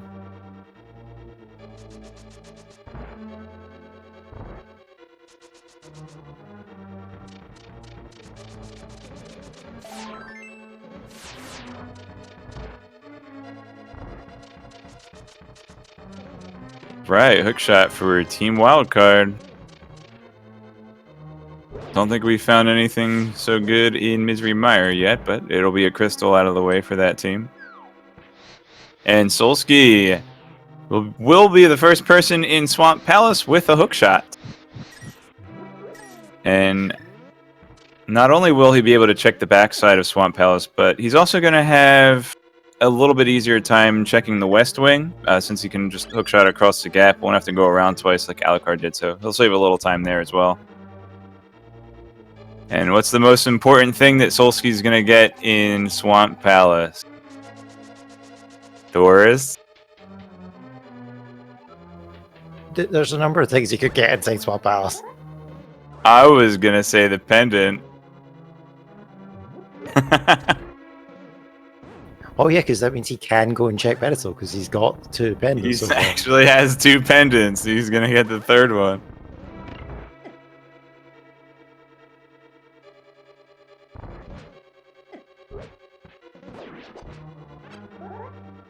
He could get super missile.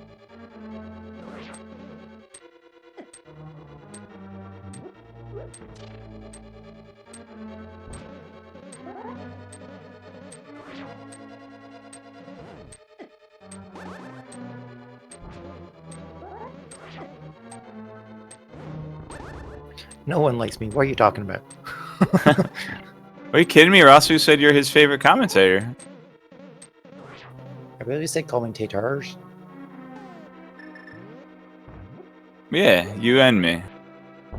Follow the runners. Also, while we have a little room here, I'll bring up Mind of Me and Revolving Ocelot. Thank you very much for doing the tracking today. And picking up on that Misery Mire Quake requirement that I just plain forgot to check when Alucard came to Mire earlier.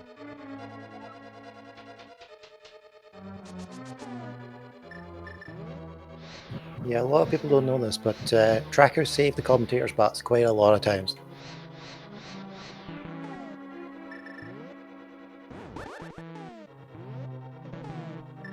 It's like those map checks that are basically, oh, there's the map, oh, it's gone. So the trackers catch that. Alright, Maniacal's going to show off that gravity jump and enter Lower Norfair,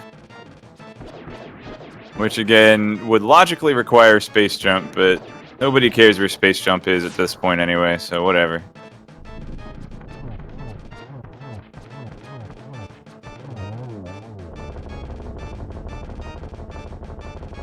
And a heart piece from Vitreous for Wild Anaconda 69, but a crystal. A very important crystal, because so far the only way to get the Mire is to go through Lower Norfair.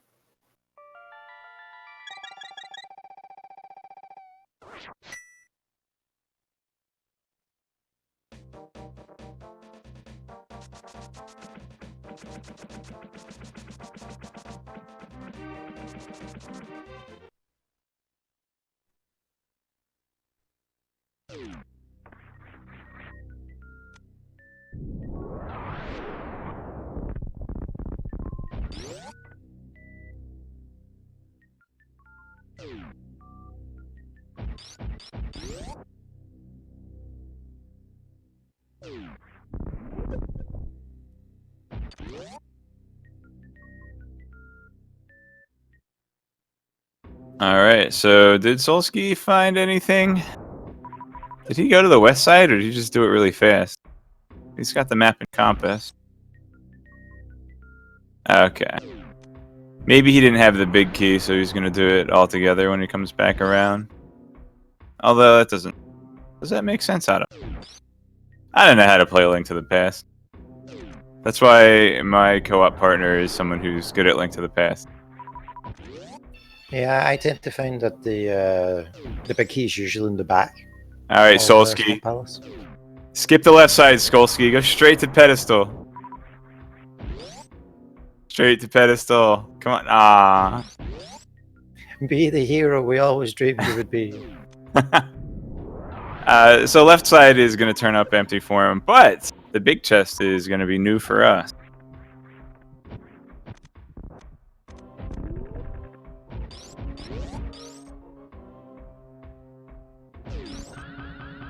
Well, about to do one of my favorite things in Super Metroid. Whee! Fast pillars. Nice.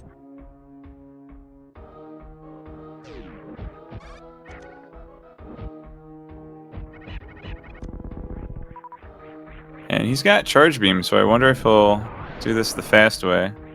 Looks like he's setting up.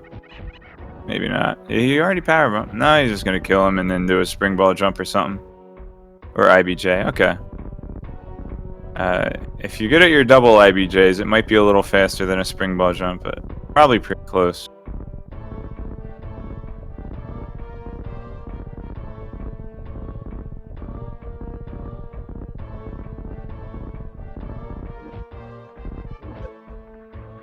It makes it look so easy.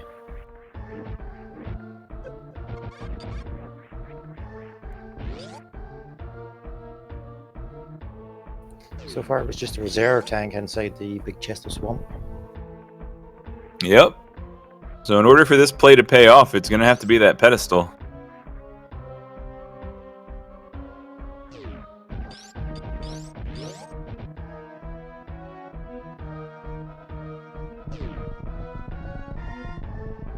There's a fair enough chance that the pedestal is space jump, and that'll open up the rest of the progression needed in Lower Norfair.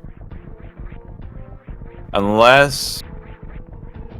I've heard recently that high jump boots are also required for Lava Dive. Why ever that would be, I'm not sure.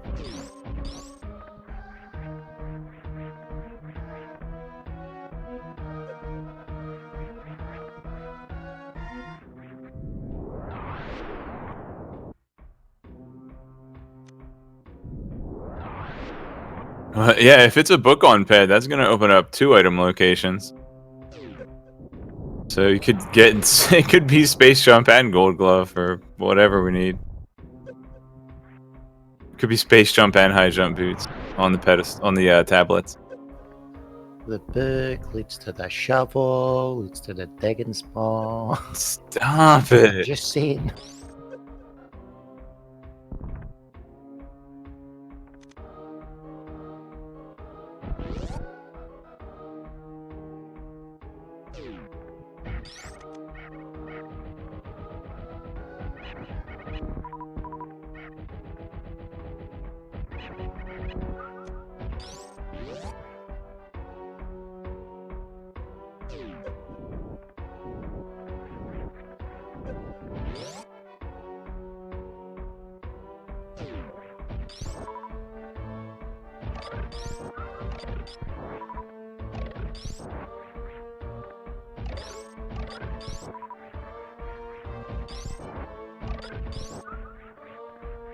Okay, so Wild wants to get some more super missiles here. He's got the charge beam, but his beam combo's not too strong. All ice phaser charge is 40? Or no, 1... No. Ice wave spacer is 40. It's 180. I'm sorry, no, I'm pretty sure it's 180 what he's got right now, each charge shot. So that's going to be, what, 100 shots against Ridley? That can't be right. Or you could just do 100? 30 super missiles. Yeah, or 30 super missile. Right.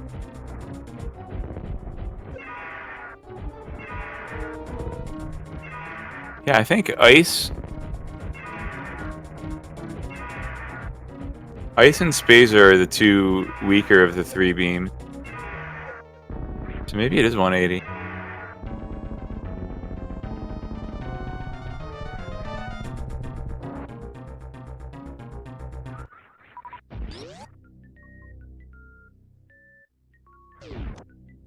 Soski finally checking catfish since we never had the gloves the first time around. Oh, Unfortunately, yeah. only getting a pack of super missiles for it. Man, that means we do still have Spike Cave as well. Not Bumper Cave. We don't have the cape yet. And did anybody walk past and check Bumper Cave Village yet?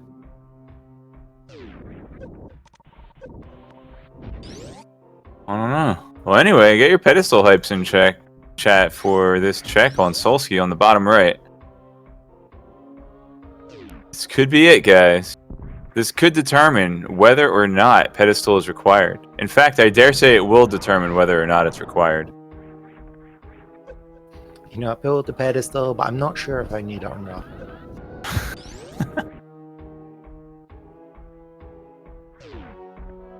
Yeah, space jump would be logically required.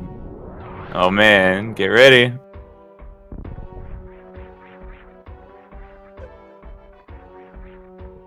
What? It is the gold glove. That. Oh my goodness. That is. What they call Schrodinger's go mode, I guess, since they don't know what medallion they need for Turtle Rock, but there's a 2/3 chance that the red team is in go mode. The dream.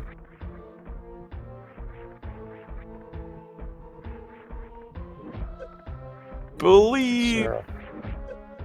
I'm sure when Alucard gets around to finding out that there is the glove, he'll be thinking it's more of a nightmare than a dream.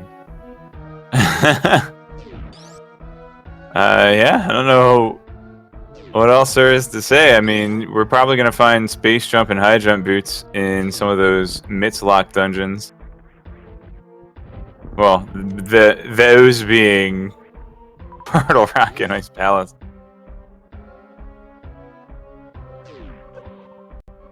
Oops, all dungeon seed. Except Ago 1.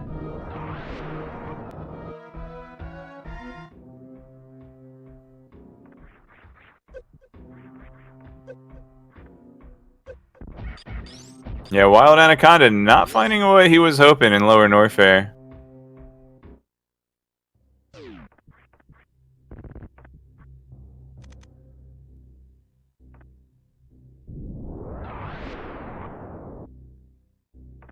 And Turtle Rock requires the Ether Medallion, so yeah, we are in fact in go mode.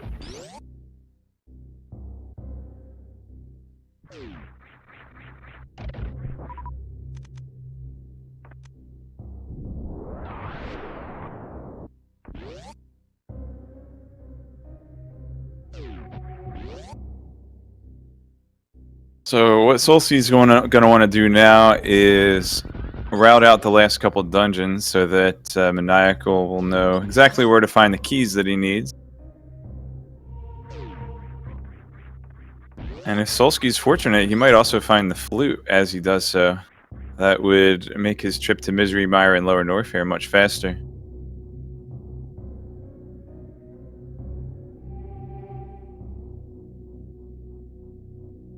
He's not going to do Turtle Rock right now. He's going to make the play. The Ether Medallion. Oh, well, that's a problem. He has to go into the sand pit to get the medallion. Whoops. Now he's going to go ahead and take that Meridia portal to get the Ether Medallion. Yeah, I believe he has to kill off Dragon as well, so he can kill off those two birds in one stone.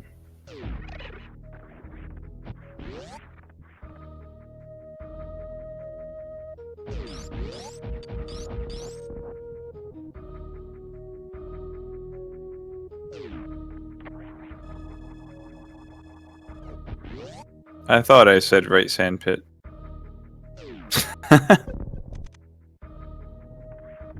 Oh, that was... Oops. Alright. And before Solski goes to the left sand pit anyway.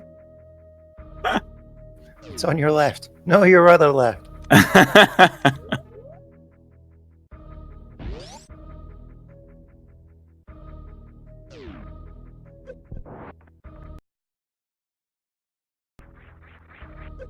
Oh, we have a... going for a cool damage boost strat to the X-ray room, which... This is going to be in logic since they have morph bombs.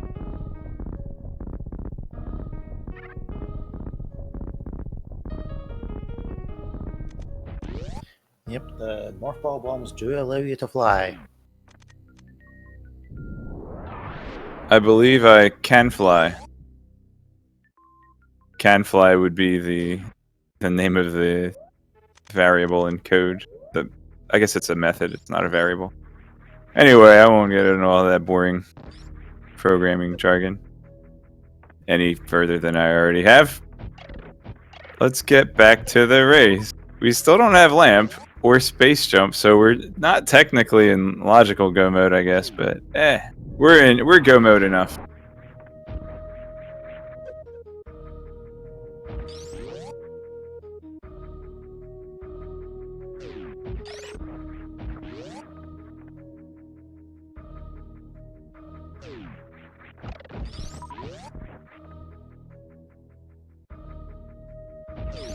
It would be a method that returns a billion.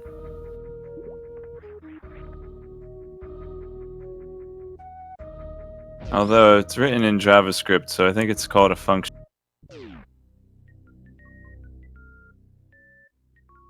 Yeah, it would be a function in JavaScript.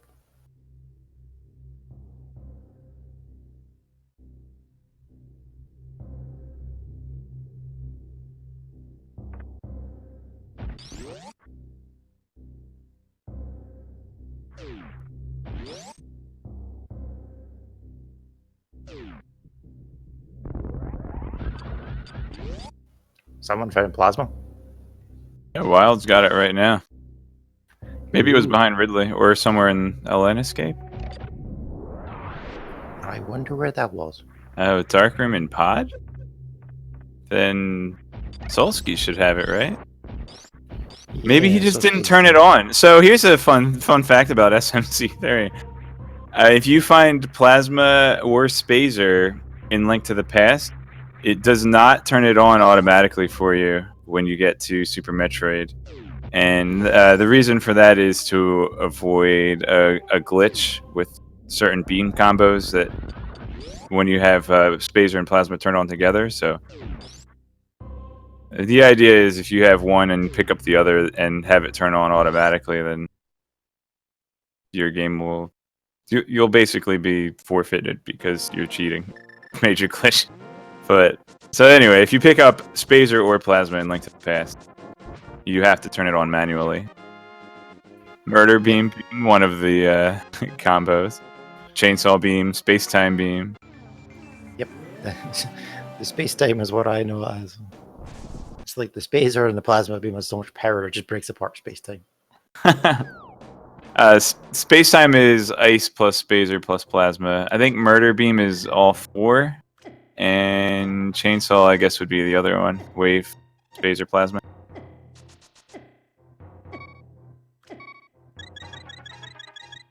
For those curious, there is actually a space-time category where you use the GT code to get all the beams and all your other major items, and then just immediately fire the beam afterwards. And then you can do some weird out of logic stuff, out of bounds to get to other locations.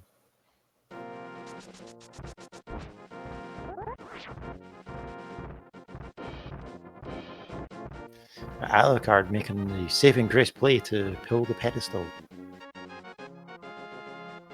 And that will put Team Wildcard into go mode as well. Yeah, now it just comes down to having to collect the rest of those dungeon prizes. Solsky, despite being the first to find Gold Glove, it still has 6 crystals to pick up.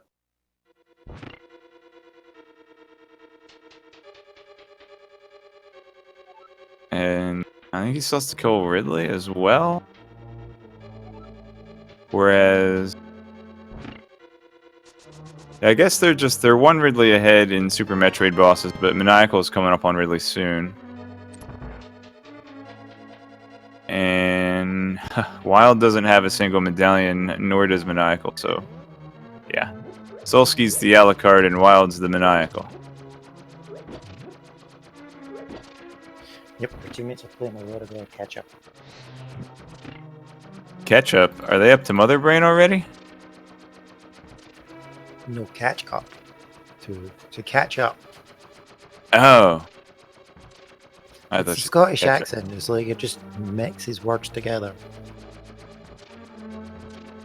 Or it's just a bad joke.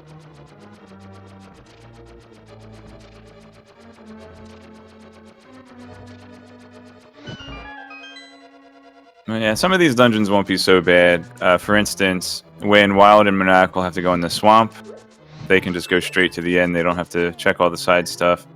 They won't have to open a single chest in Ice Palace.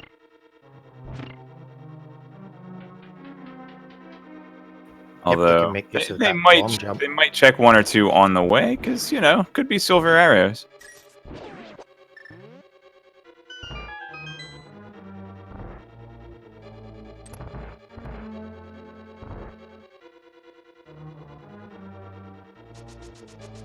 Yeah, they're not going to check anything more than what's necessary to get the big key if they need to, or any other small keys they need to.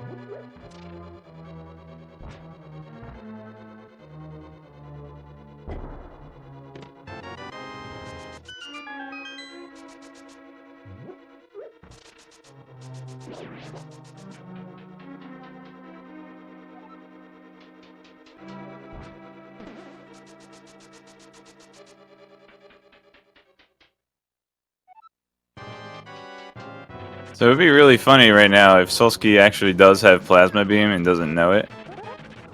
Because he could have just one-shot Crocomire. Except, wait, did he not get charged? Anywho. Well, Has he been to Bubble Mountain? Yeah. it's not.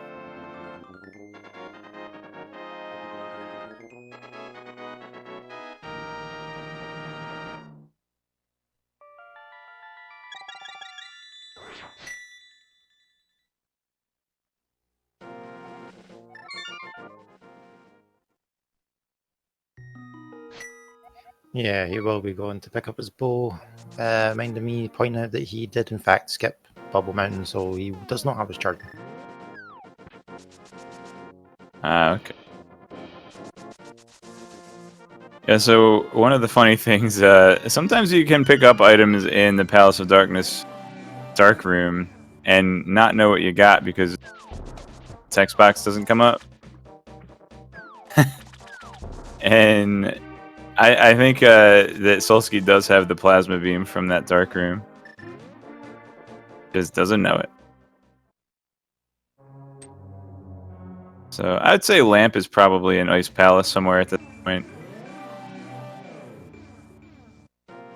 It could be in the front half of Turtle Rock as well.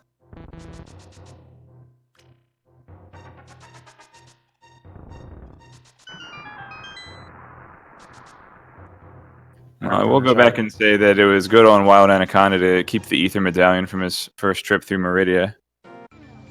Instead of taking the reset from Plasma Room. Yep, it was definitely a good call. I think it's one of these things, like, if you would have found a fetch quest item, you would keep that, even though it doesn't seem like it would be that important. Because you just never know if that mushroom or that shovel could lead to something important.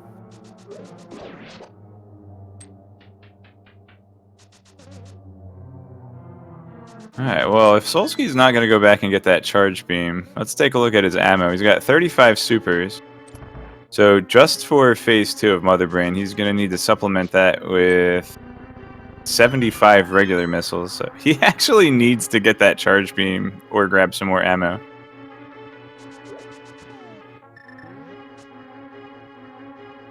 And charge beam was at Bubble Mountain. Not too hard to get. Pretty, like, right outside of the Norfair portal, the upper Norfair portal. Pretty simple. But he turned Plasma on. Oh yeah, he must have paused to do the gravity jump and then saw that he had Plasma Beam. That's hilarious. Ah, he can get it on the way out of Lower Norfair. Very good point. This is why I commentate instead of play. And this is why I don't race. Or at least race often.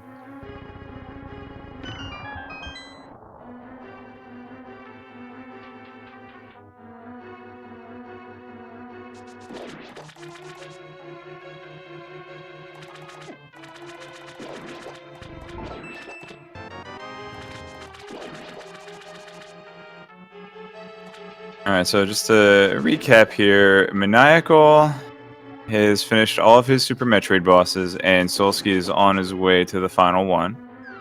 And is he going for the bootless... Wait, did he get... Oh, he does have high jump. Okay. Where did he get those?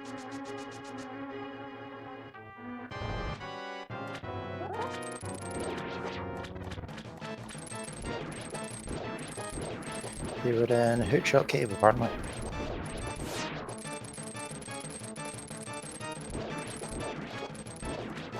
Thank you to Mind Me for pointing that out to us.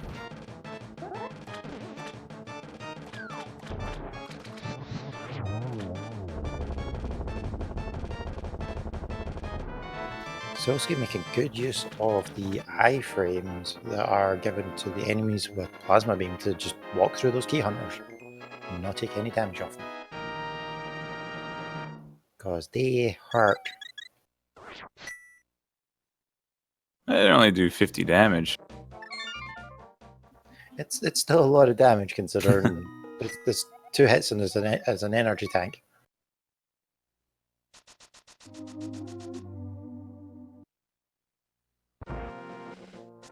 Well, there you go. Solsky got the KO.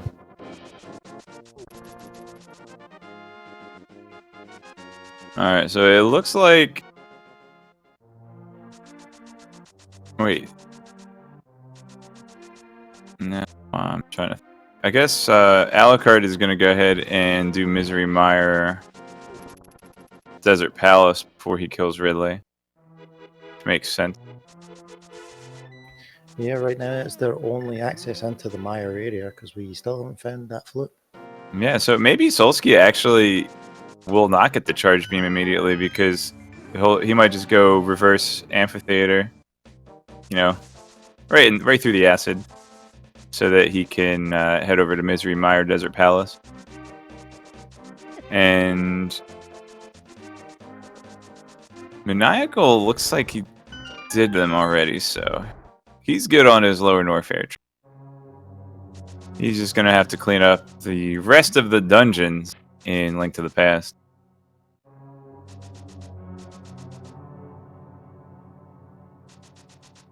Thankfully, he can just go mode them. He knows where everything is. Thanks to Solsky already mapping them out.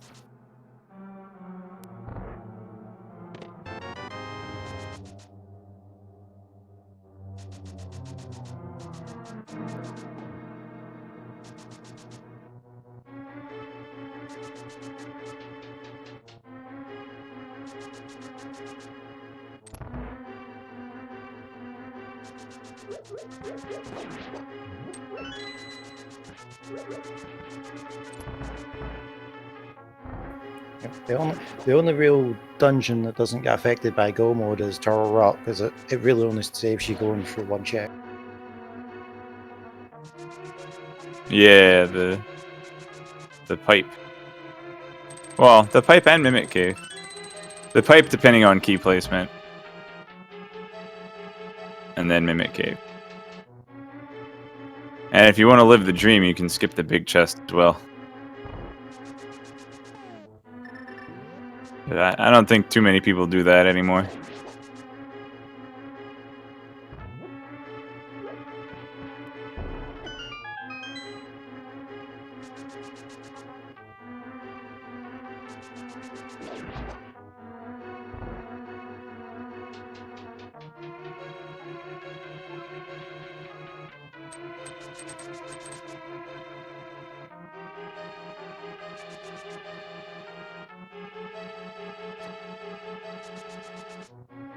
Save a little bit of time in Thieves Town, not having to go to the big chest. And Solsky is leaving Ridley's area, going through Wasteland.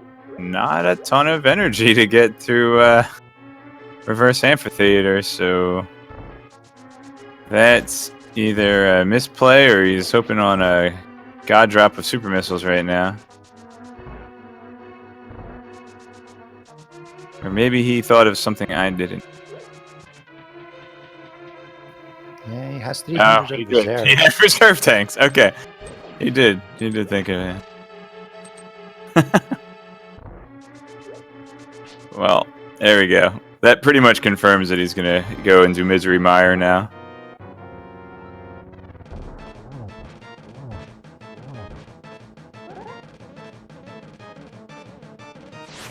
Yay, acid bath. He's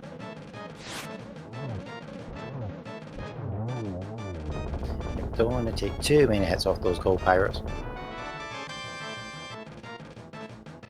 he's fine.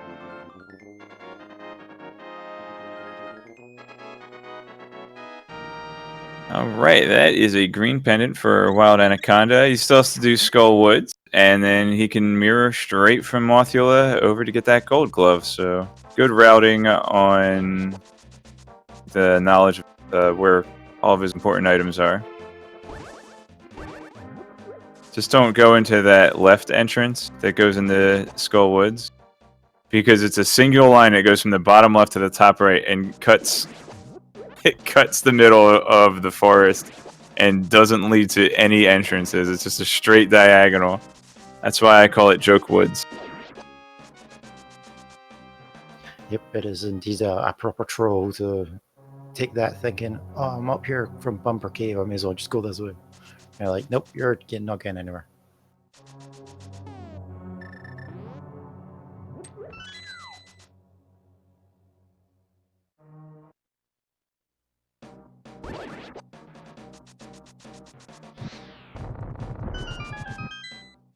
Solski barely makes it through the green gate glitch, but he's there.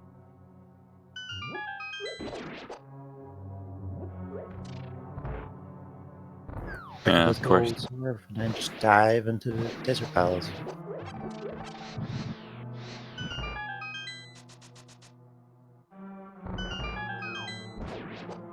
At this point, you would take any advantage you can, considering we haven't found those magical silver arrows yet.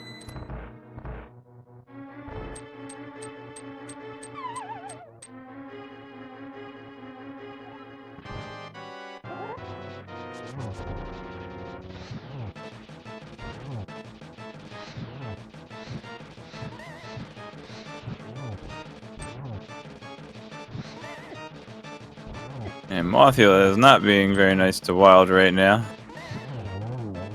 Anybody who's been watching Link to the Past Rando for a while knows that when Mothula hovers over those spikes, it's really hard to get damage on him.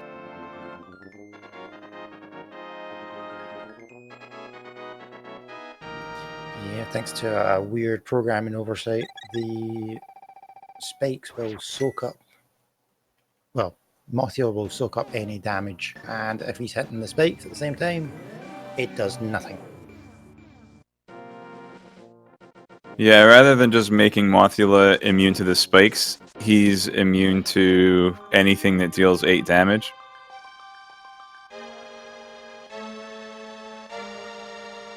Which, strangely enough, covers the gold sword. Yep. So there had to be a fix put into the randomizer that basically says, in this fight, your gold sword is actually the tempered sword. And it's not, all that unlikely that a casual runner of the game might pop in, grab Fire Rod, say, this boss is too hard, let me come back later, and have Gold Sword at that point.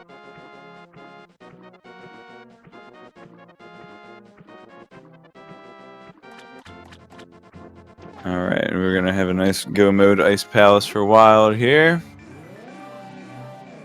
And like I said, I might check 1 or 2 chests along the way, hoping to find silver arrows, but every time he checks an extraneous item, that's just going to be more time added to the clock. You might just hope to find it in Ganon's tower in a search for the big key.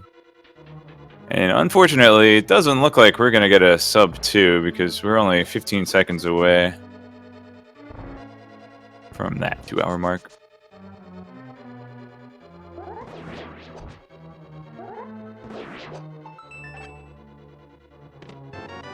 As we are approaching that 2-hour mark, I think it's an appropriate time to remember to follow these runners and show them your love and support, because without them, we wouldn't have a race.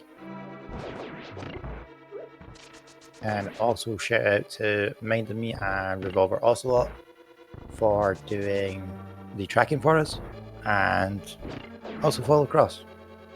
Yeah, and Doris. Because he does some streaming. Yep. And just one other really important person, Miss Metroid, who organized the restream today. And she also provided us with this lovely pet seed.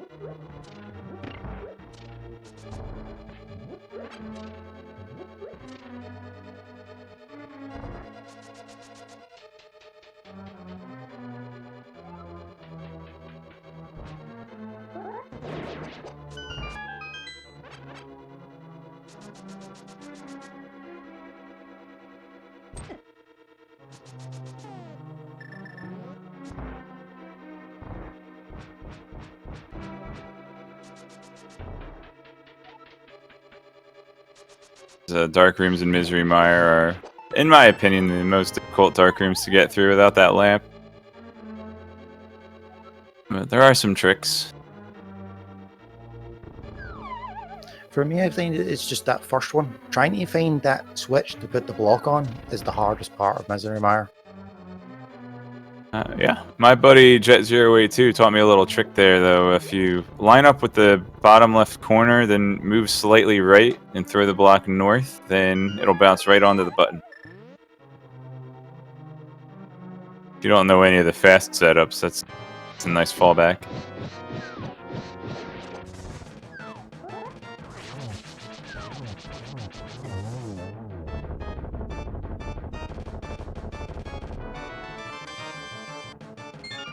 Yeah, that setup's actually the one that's used quite a lot in the daily races.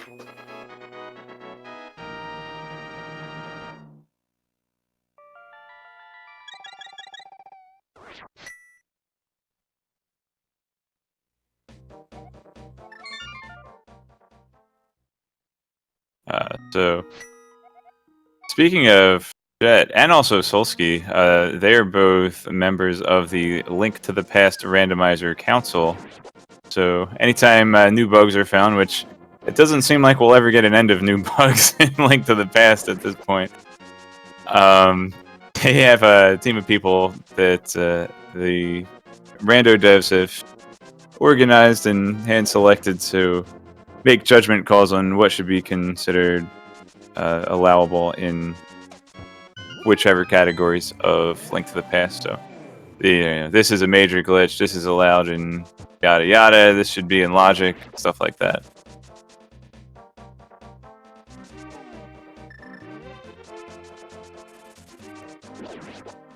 Yeah, Link to the Past just got blown wide open with sprite limitations and exploits in that regard. But the last thing we found in Super Metroid, I think, is the mini dragons that spell out "Hi, Mom."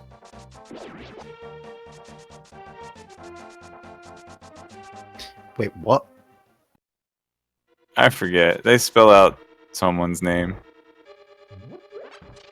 But that was a recent discovery in Super Metroid. Keiko Love, that's right.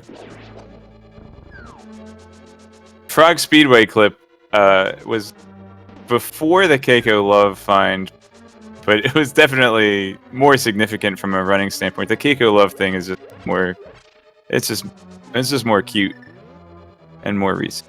Yeah, the Frog Speedway clip. It's a nice find.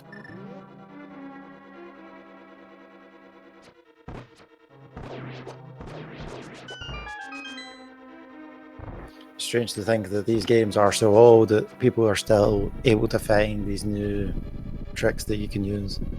So you could think they would be found everything by now.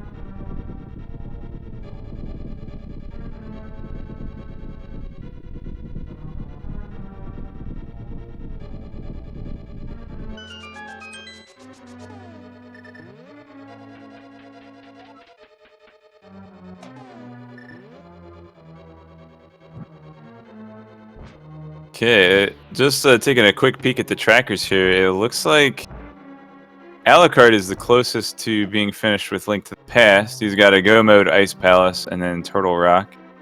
He still has to kill Ridley, though, so that's a little bit of time just for one Super Metroid boss. And Maniacal will pretty close to done Ice Palace, if not done, by the time Alucard makes it back to Link to the Past.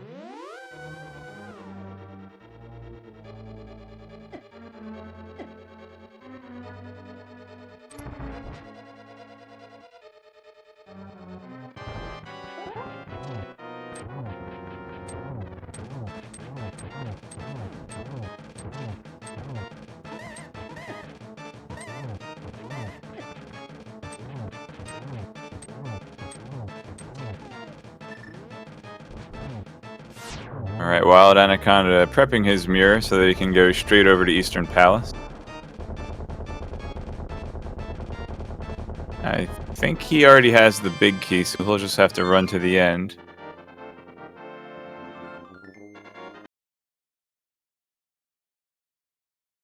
Now leave him with just Turtle Rock and Tower of Hera to finish off, which you can both do while he's up on the mountain.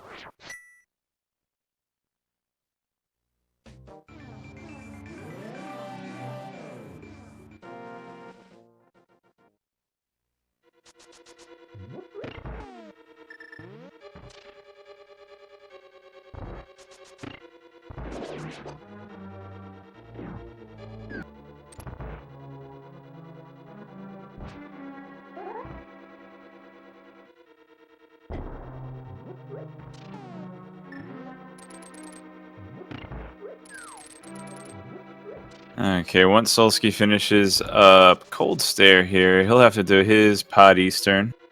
And then he'll be able to go to Turtle Rock and go from Turtle Rock immediately to Ganon's Tower. The only dungeon that's better to end up doing last is actually Tower of Hera, which is the last dungeon for Wild. So he's going to do Eastern, he's going to do Turtle Rock, then Tower of Hera, and he will be right outside Ganon's Tower when he picks up his 7th crystal.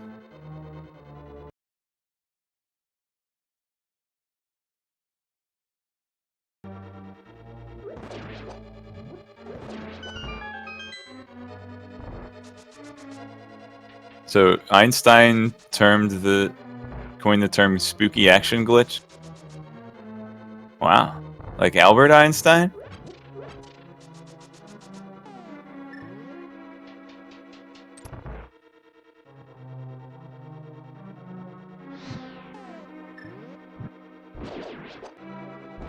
Here we see another use of that fire rod and the knowledge of where the torches are.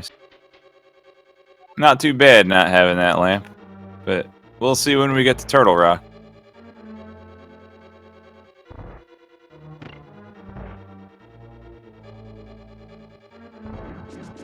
Oh, Alucard's really tight on health here.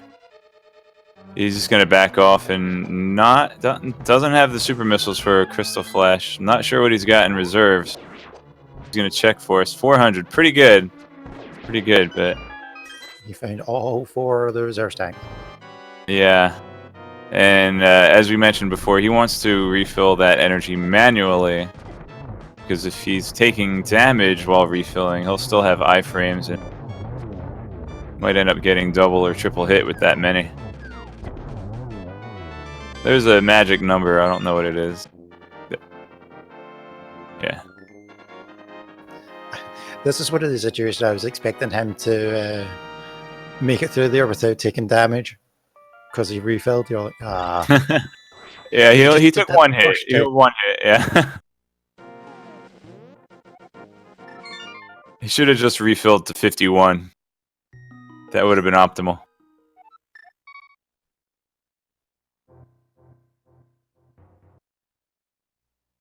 Alright, Wild Anaconda heading up to Turtle Rock, whereas Solskis still has to finish Pod and do Eastern Palace. Maniacal is in Eastern Palace now, and then gonna do Pod and then Turtle Rock. So the only advantage that they have over Wild right now is that they've done Tower of Hera already, but that is gonna be a pretty fast dungeon. He is gonna have to go into the basement to get the big key, but it's still gonna be a lot faster than Palace of Darkness or even Ice Palace. Shouldn't he not already have it because he got the hookshot? And wasn't the hookshot in the big chest of Tower of Hera? Oh yeah. Oh, I guess he did finish Tower of Hera. Finished it at the time though. That's a good point. Well, next time he opens his menu, have a look to see if he has powder.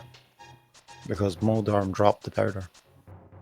I don't see why he would get the hookshot and not finish the dungeon. Gonna hope for some silver arrows here in Hookshot Cave. Since he is ahead in his partnership, I think that this is a pretty smart. He could hope to save some time for Alucard.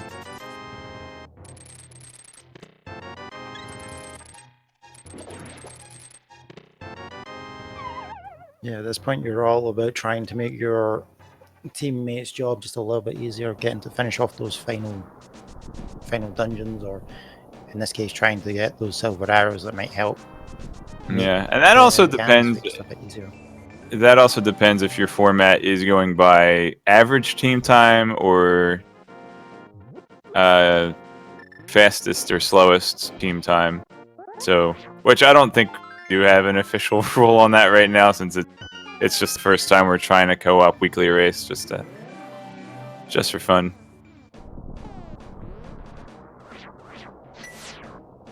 Time for the entire team to finish. So the second person to finish will be the team's final time. But I do like both formats, final time and average time. They're both interesting in their own rights.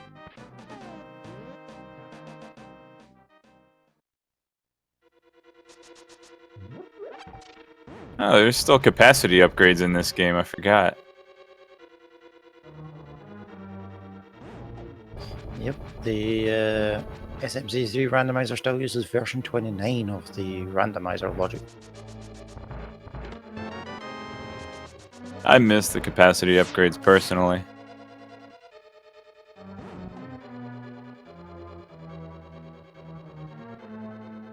Well, it doesn't make that much of a difference. Sometimes it's helpful early on.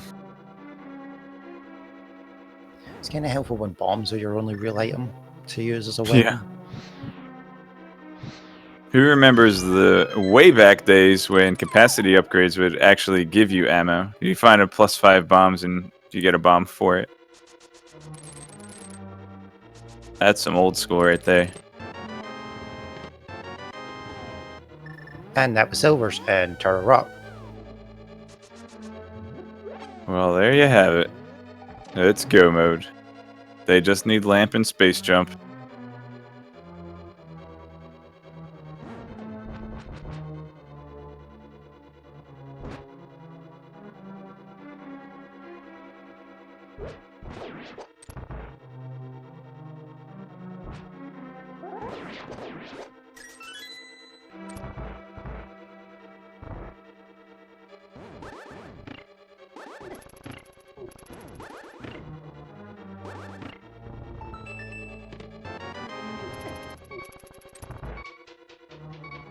Well, watch out for the doggos.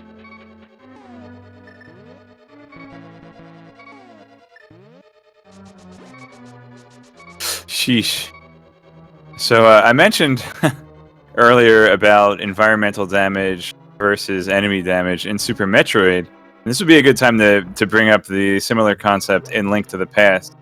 Certain things do environmental damage, including bubbles. So no matter what mail upgrade you have, you'll always take 1 heart of damage from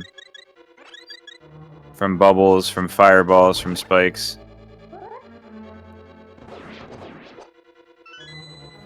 That was a bug clencher of a magic powder that Wild just threw and getting all 4 of those anti-fairies in one go. Well, I wasn't worried about those 4. Those follow a pretty straightforward pattern from when you enter the room, but the one in the East Pipe room, that was, ooh. Especially since he kind of delayed in that room. Maybe he had the timing worked out. And, ooh, Wild is going to live the dream and try to skip the big chest, but he still needs to get the big key, which will be in its vanilla location. Whoops. But as he is the partner ahead in his team, it's not going to make too much of a difference. Yep, that is a mistake he can afford to make at this point. Yeah, and it looks like Team Wildcard has 2 runners in Turtle Rock right now, and Maniacal and Solsky still have to get over there, so it's a pretty sizable lead.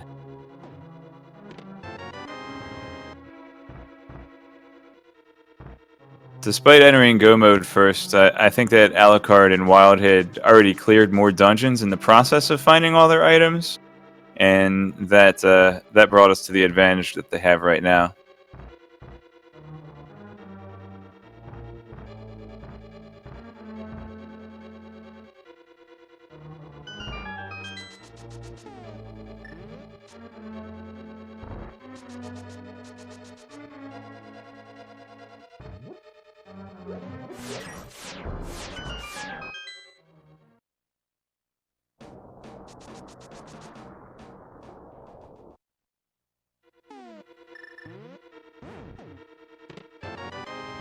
Oh, but he could have actually skipped the big key.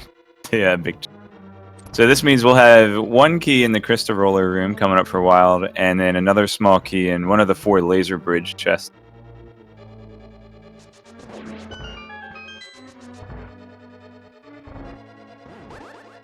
Alright, Solsky is now opening up Turtle Rock. And Maniacal will head over there as soon as he finishes off Helmasaur King.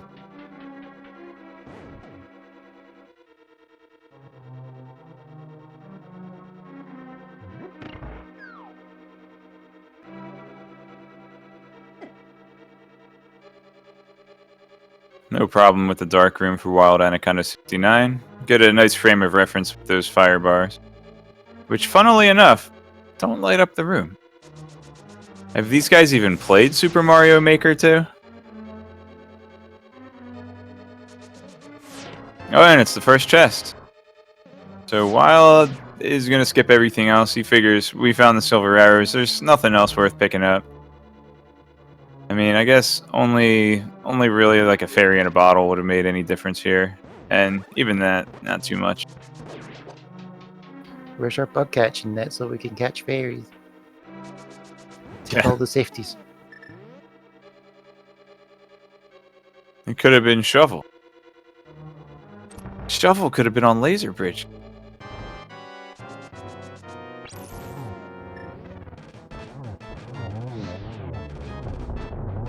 Did we get a... we're just shy of a 0 cycle. No, we did get a 0 cycle from Wild Anaconda 69. Nicely done. And when I refer to a cycle by Trinex, I mean when he shoots his head out of his shell. And we already have some guesses for the Ganon's Tower Big Key in chat here. No official game here, but throw up a number if you like. I'll tell you who wins.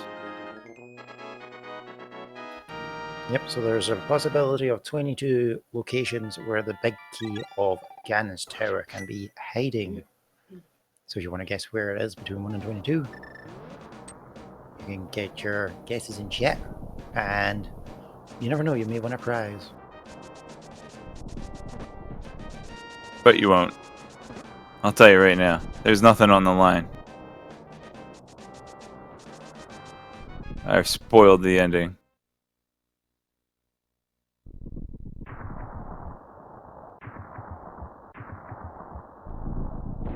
No, Bugnet was on Pyramid. And you mentioned before about the heart container counts for these runners.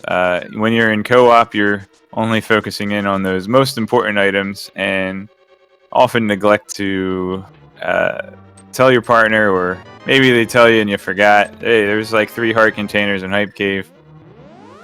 For example, not in this seed, of course. And only have 10 hearts for Solsky and Maniacal, and only 9 hearts for Wild here, or for Alucard rather.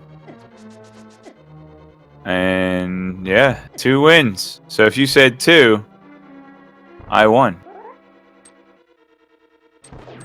I said 1, 2, 3. The average of which is 2.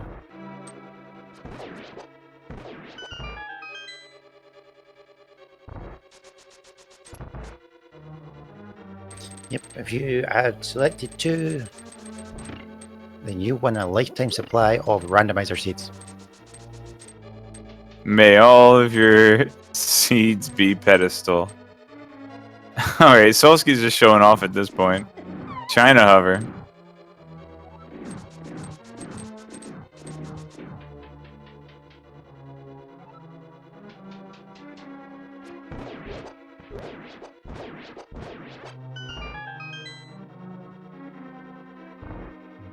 Yes, it was a blind pedestal pull to grab that Titan's Mitt, and Solsky was the first of our on-stream runners to do so.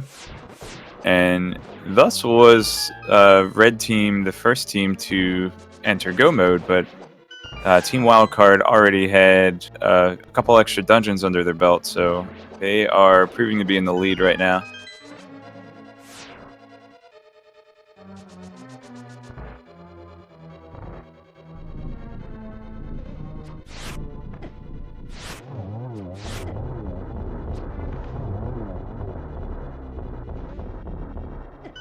Just barely makes that 0 cycle on land mall.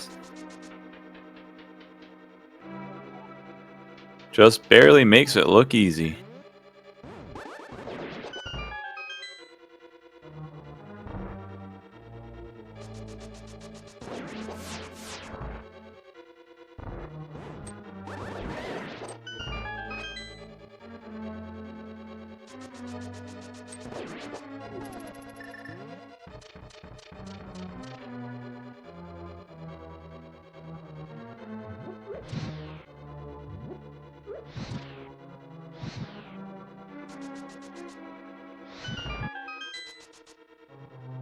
Solsky, please.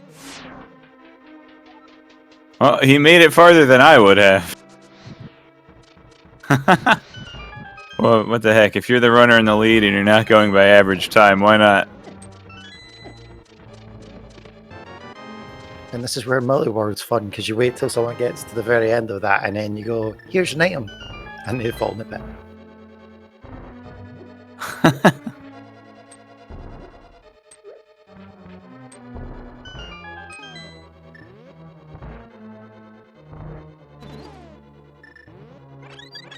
So that fluke confirming that our only way to access Meyer was in fact through Lower Norfair. Yep.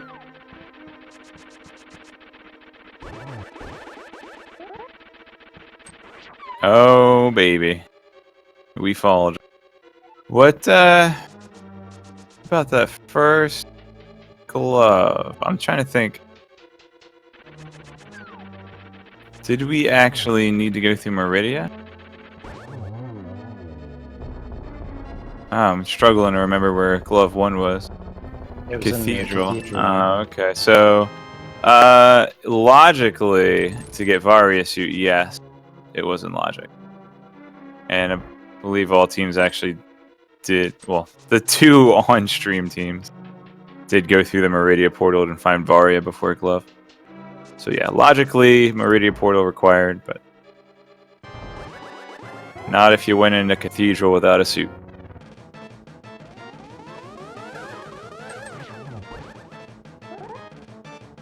You are the mad lad that is in fact Solsky.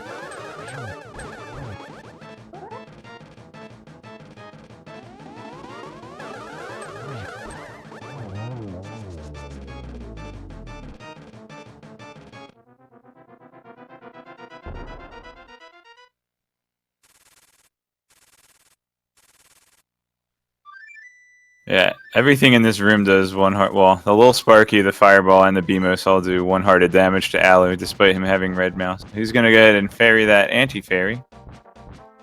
Or Bubble Beam? Bunny Beam. Yikes. What's Bubble Beam? That's like a Mega Man item, right? That's right. I'm thinking the Mega Man item is Bubble Lead or Bubble Lead. How are you supposed to say that? Is it? Isn't that a Powerpuff Girl? Arr.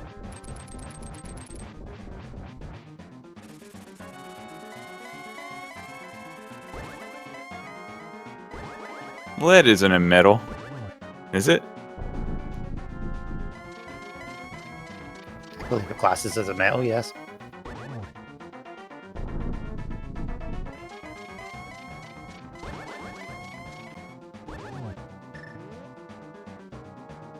You know what I was thinking of? So the anti-fairies in Z1, those type enemies are called bubbles. That's why I was mixing up the bubble and the bunny beam. It had nothing to do with Pokemon.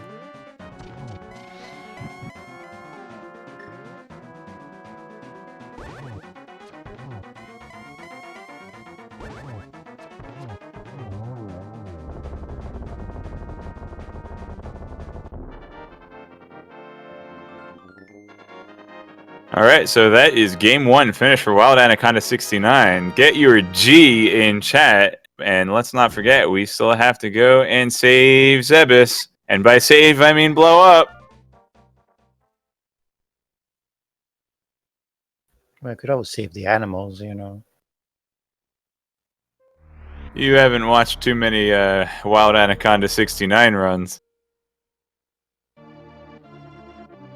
Look at that nice 10 energy tanks. Plenty for stand-up glitch.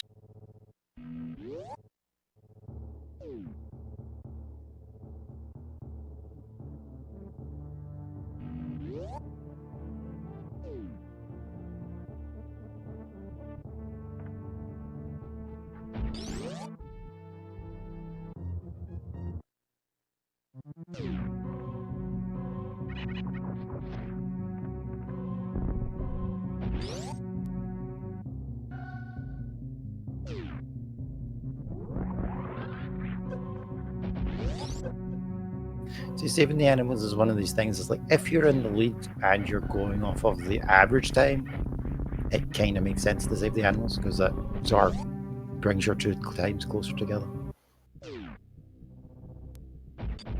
That's not how it works. If you're going by average time, then the time player 1 finishes is more important.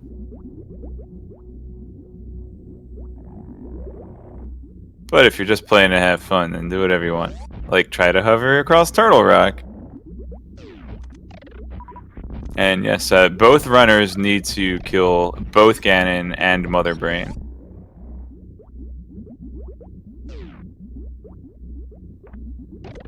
Oh, Solsky with the fake out and finds a map in the Moldorm 2 chest. So glad you checked that, eh, buddy? It's the best place for the map.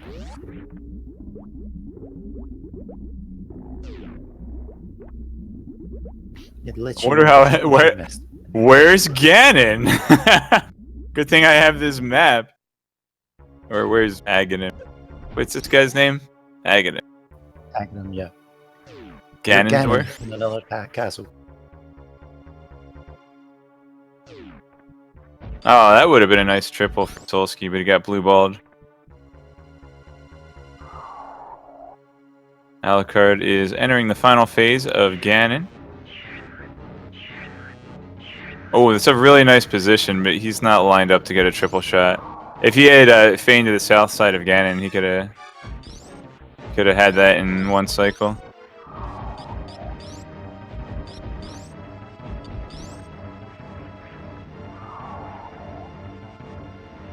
So yeah, good freezing position for Ganon when he got the torch glitch, but wasn't quite in position. Not sure if he could have gotten to the south side of him fast enough to get the triple.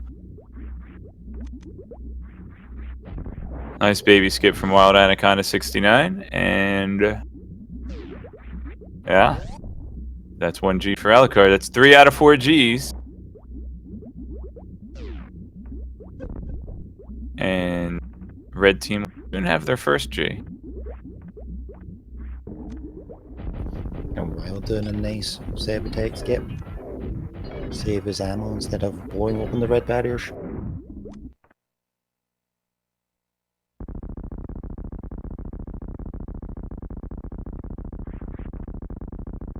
Solsky doesn't have, or did he get Charge Beam? Okay. I missed when he went back to pick up Charge Beam.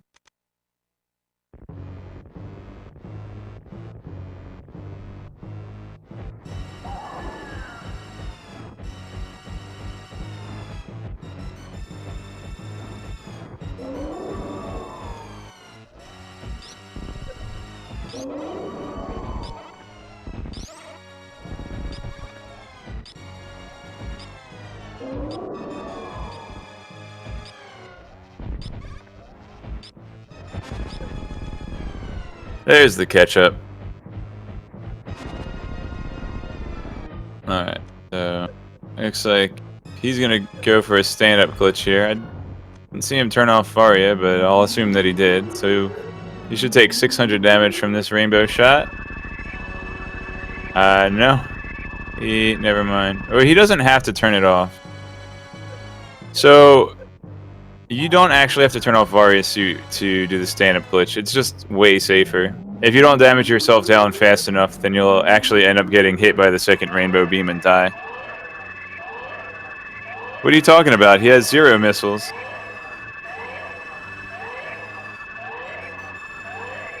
Are you ready?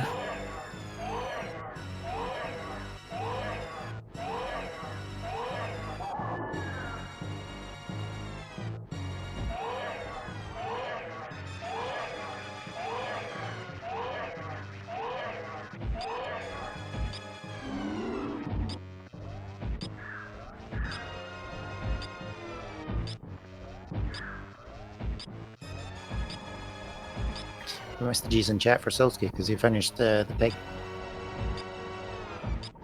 Yep, and that's 1 G out of 8. But we already had 2 other ones. So now we're at 3 G's. Yeah.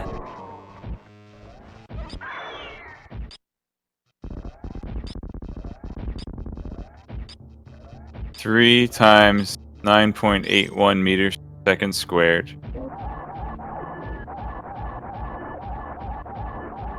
Oh no, wait, those are capital G's.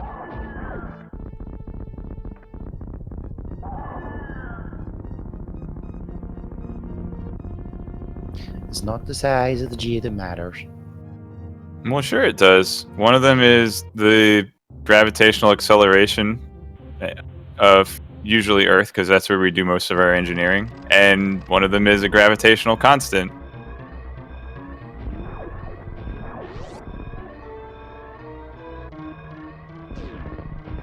So not your phone's connection to the internet. Right, but I don't know a ton of physics. Alright, I'm done here. You can finish up. We got like 5 minutes left. I'm out of here. It's 6.667 times 10 to the 8th kilograms per meter per second squared. Got it. Thanks, minded me.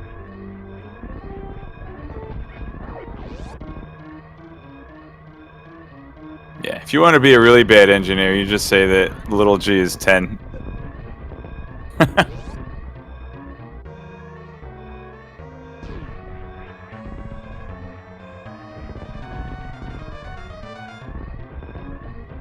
Yeah, I think in skill it was like you use 10 in standard grade, and the second you try and learn higher, it's like no, you start using 9.8.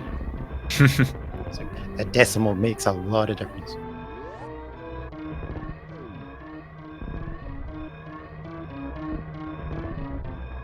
But Wild Anaconda has now escaped planet Zebus, so we can get our other G's in chat for Wild Anaconda. 75% G for blue team.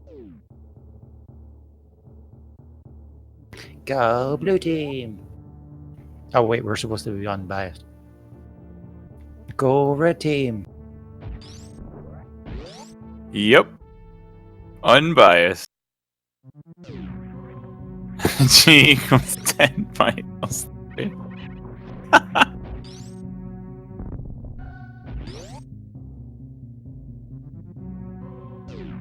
Well, that sounds reasonable. I mean, rational.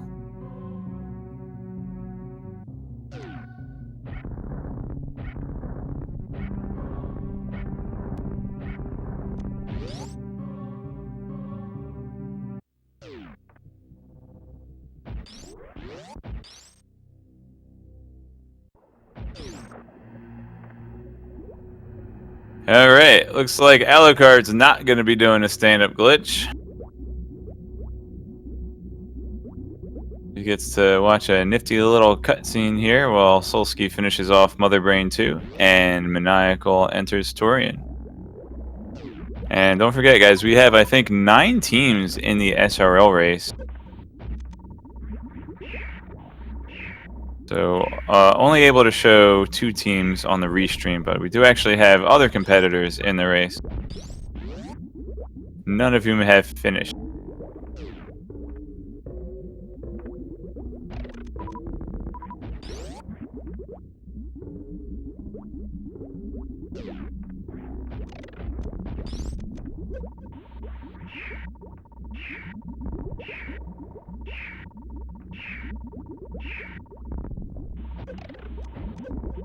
I don't know, Star Wars. I kind of like the Crocomire cutscene better than this one.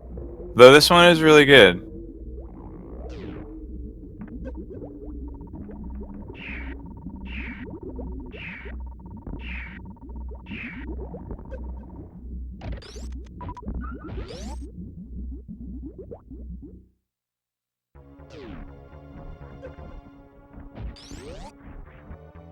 We have 2 babies at the same time.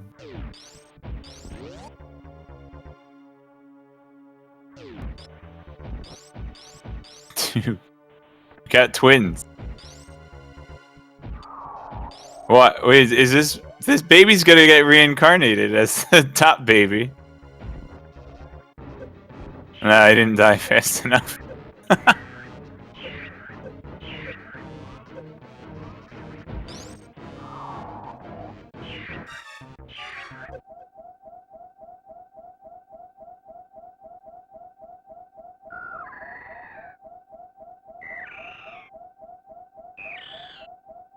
Someone from Alucard just came back and just attacked Maniacal.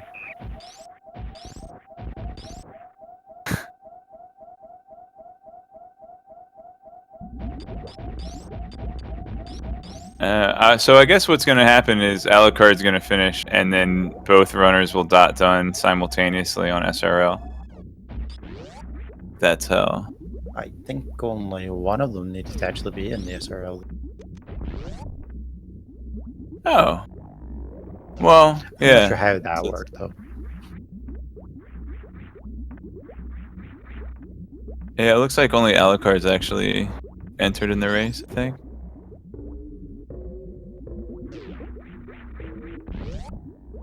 Ah, okay.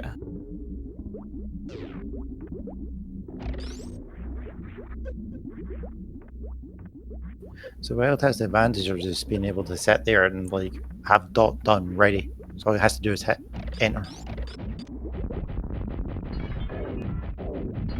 Yeah. Oh, Wild. I don't know how the colors work in the... Oh, the green people are the ones in the race, and the blue people are the ones not in the race. I should know because my name is Blue and I'm not playing. SRL is fun.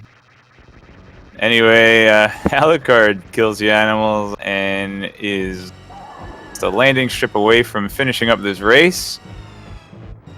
And good old GG for Team Wildcard. Wild Anaconda 69 has finished in first place with an official SRL time of 2 hours, 39 minutes and 40 seconds. GG to not only the victors of the restream, but of the 9-team SRL race.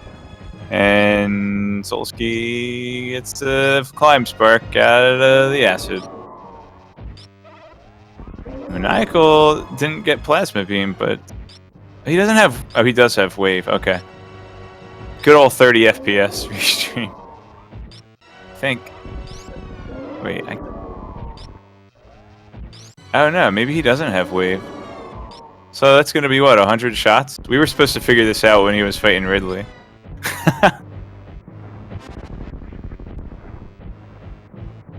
I've never been good at the numbers in Super Metroid. It's like missiles do 100, supers do 300. Charge beam does some weird combination of beams, but I believe Mother Brain takes double damage from charge beam. I was like, okay.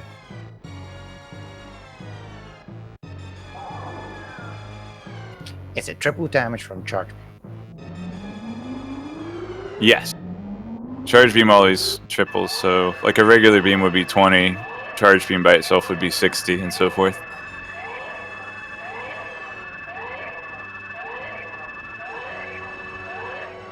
And then you've got weird things where it's like Fentune takes double damage from super missiles, but you're medium, so it's kind of a double-edged sword on that one. Yeah. Yeah, the Super Metroid wiki is really useful, and there's one page that just gives you damage values of every single thing in the game, including how much damage Screw Attack does per frame, how much damage Shine Sparking does per frame, and how much damage the beam combos, the special beam attacks with power bombs, and how much damage like Murder Beam does. Half of that doesn't even matter because we didn't even get any of it. Yes, we are joined by welcome, Anaconda. GG, guys. Thank you. Thank you. Congratulations. Wherever Screw Attack was and all of that other... everything was just behind Mitts, dude. The lamp. The lamp. We were thinking, like, in terms of normal mode, like if there was somebody who... if this was like a seed that someone had rolled and this is like their first combo seed as a normal seed, this is just like a really awful introduction. Where's Space Jump? Where's Lamp? Like, we don't... technically, we're still out of logic, because, I mean, we needed the Space Jump for LN, or I guess... well, and Lamp forever. Well, yeah, or the flute. Could we have gotten the flute from GT No, that was before... in GT. No. Right, No. but could... because, like, you could have got that to... But progression's not supposed to be in GT. Right. So Space Jump would have had to probably be in Ice Palace or something. Ice Palace, there's one item that... there was one item remaining in Ice Palace somewhere. There's the Smiths, and I think that's it as far as... or, yeah. That's it. I mean, like Smith Purple Chest, Hammer. Well, yeah, like the whole Smith chain. I'm so sad nobody did a fake powder check to Magic Bat. I did a real powder check. Yeah, Ala did real. I did multiple fake powders in TR and Meyer. Or no, not TR, in Meyer. Just Meyer, yeah. You wanted to in TR. I did. I tried in TR, but didn't. Yeah, you had a pretty close shave in the East Pipe Room. You had the powder equipped, and then...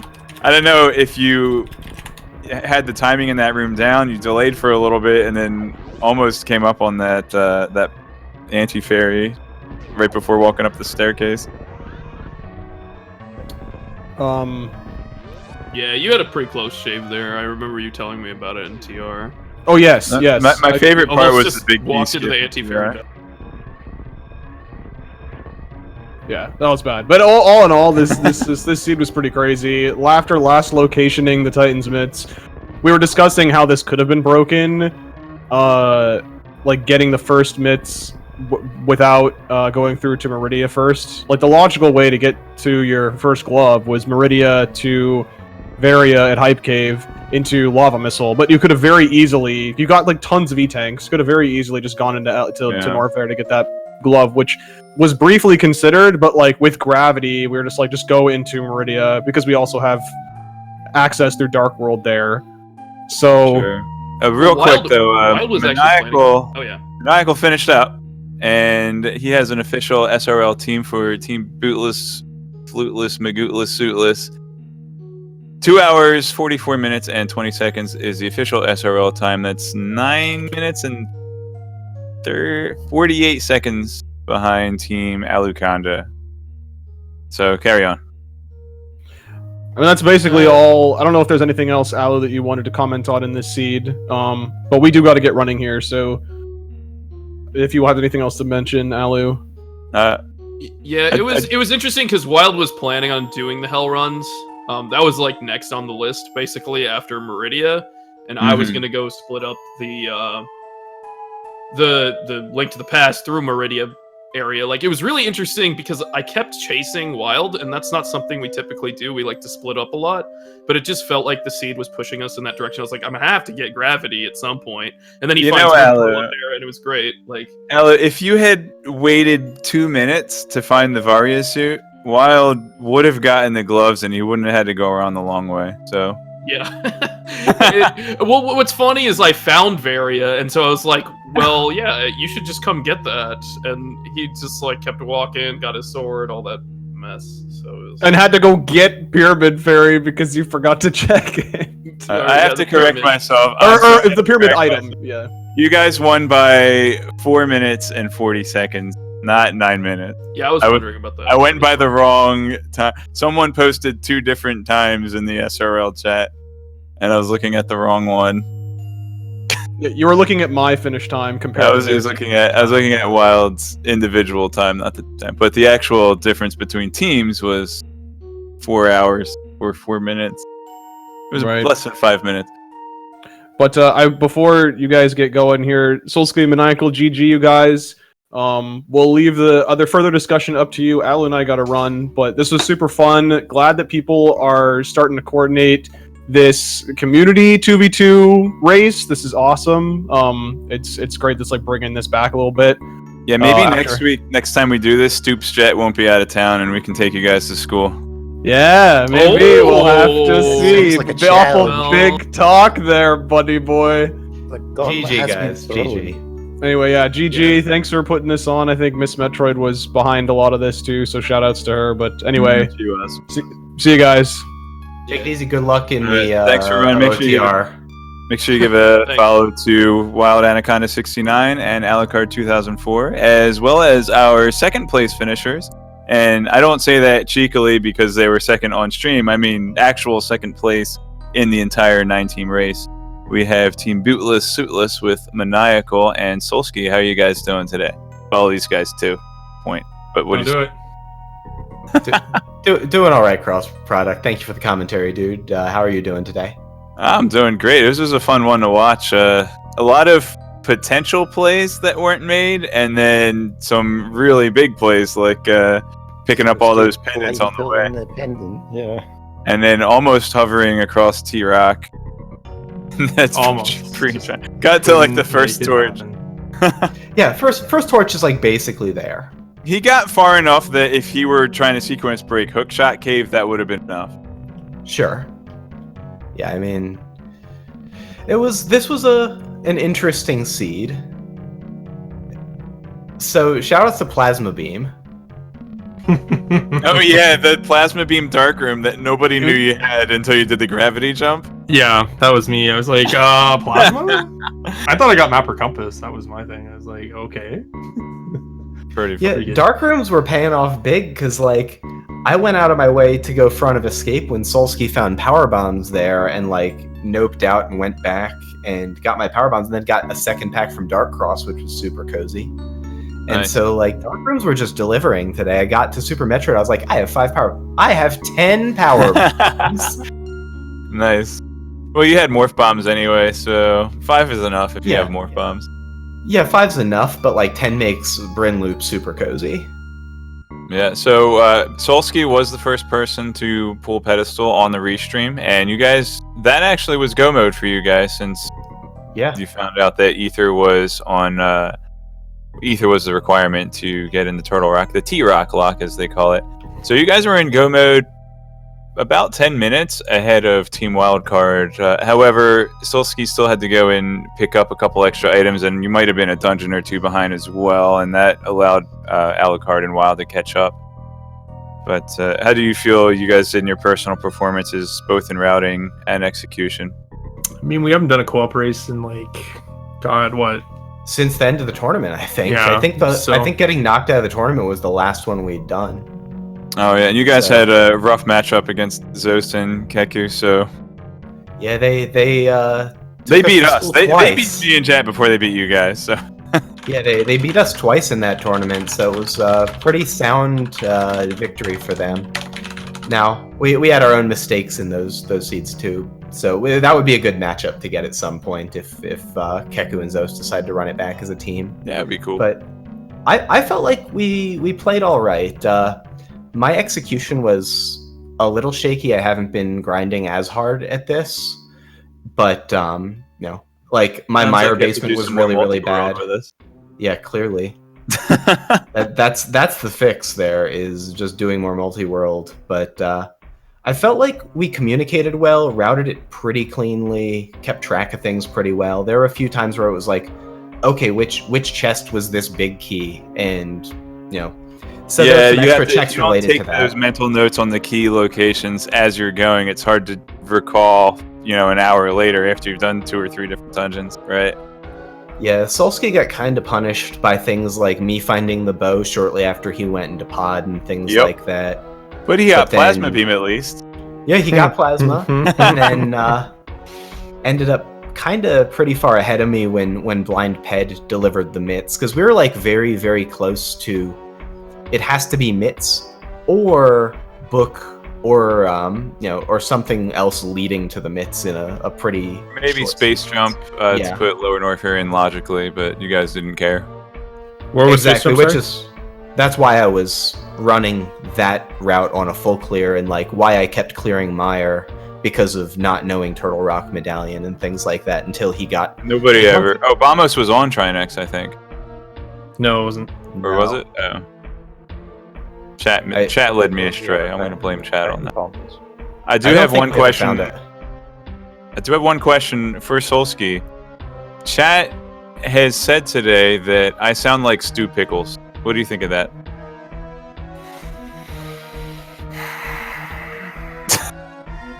That's gonna be a no from me, dog. Ah. Hey, Tracker. Hey, babe. Ice Trap. Ice Trap? Anyway. we never found Ice Trap. Trap chocolate. We haven't added them in yet. Oh, you guys like my my clutch out of reverse Lower Norfair? Oh yeah, I was screaming at you. I didn't realize you had 400 energy in reserves. I was like, yeah, I just channeled my inner Shia LaBeouf. Like, just do it. I did it. Super. Oh, good.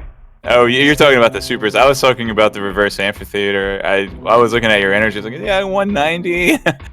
Well, it wasn't that. It was a super count too, right? I drained it down to 9 super missiles. Exactly. Yeah. All right. Any final thoughts? Or Thoris, do you have any questions for Maniacal and Solsky? No, I think we covered everything. All right. Yeah, this one was really a bunch of disparate locations and eventually Blind Ped, but I felt like, it worked out pretty cleanly the way we ended up doing it. And Wildcard's very good. Both Wild and Alu are very, very solid. So GG's to them. They definitely earned the W. Are they really though? Like Alu's really good. Wild. Yeah, but like, what proof do you have? What championships have they won to prove? Exactly. Well, are they though? Is it really all about championships? I just I'll respect them for this one. Oh, so okay. GG to those guys. I do hope to have some more co-op weekly races in the near future. As for now, the schedule's showing we have a hard mode tomorrow night at 9 p.m. We don't have a restream channel set up for that yet, but it'll be somewhere on the Speed Gaming Network. So 9 p.m. Eastern Time tomorrow night, hard mode. And then a week from today, again, 3 p.m. Eastern Time, is going to be another hard mode. So same type of race twice in a row. And then a week after tomorrow, next Monday, is going to be normal logic, but it's going to be a spoiler log race. So all of the runners will have access to all of the information and have some time to plan out their routes before we get started on the race. And those are all, I think those are really fun. Those are an entirely different beast, but yeah, they are fun. They are fun. Yeah, I've been. That's getting, what I heard from you. Yeah, they're quote unquote fun. I've been getting pretty spanked in those lately, but I'll probably do it anyway. But yeah, thank you for having me into chat. It was a lot of fun. Yeah, thanks for joining us for the interview. Especially thanks even just for running and being willing to be on the restream. Yeah, looking forward to watching it back. Follow the runners, guys. Follow the speed gaming channels. Also, have to give shout outs one more time to our trackers Revolving Ocelot and Mind of Me. Without them, the commentators would have been lost, probably even more than the chat. So Cross would have been lost. Definitely appreciate. I would have been lost. I probably wouldn't have even checked Blind's Hut if it weren't for the trackers. Yep. But yeah, also Speed Gaming Live is coming up in a couple months, so hope to see some of you guys there. I will definitely be there and I'm going to be in the link to there's going to be all kinds of stuff. Go to speedgaming.com/sglive. I think it's the website. I'll just type it in. Or it's speedgaming.org. It's .org. I think that's the right URL. Privacy error. Don't click that link. You know what? Just go to .com. Is it .com? No, it's .org. Okay. But anyway, let's go to the speedgaming.org and there will be a link to SG Live, and I hope to see you guys on the stream there, if not in person. And with that, I think we're gonna get wrapped up before apparently Zooter starts. So I'll go ahead and let Thora sign us off for the day. Yeah, so thank you everybody for joining us, and we hope to see you next mission.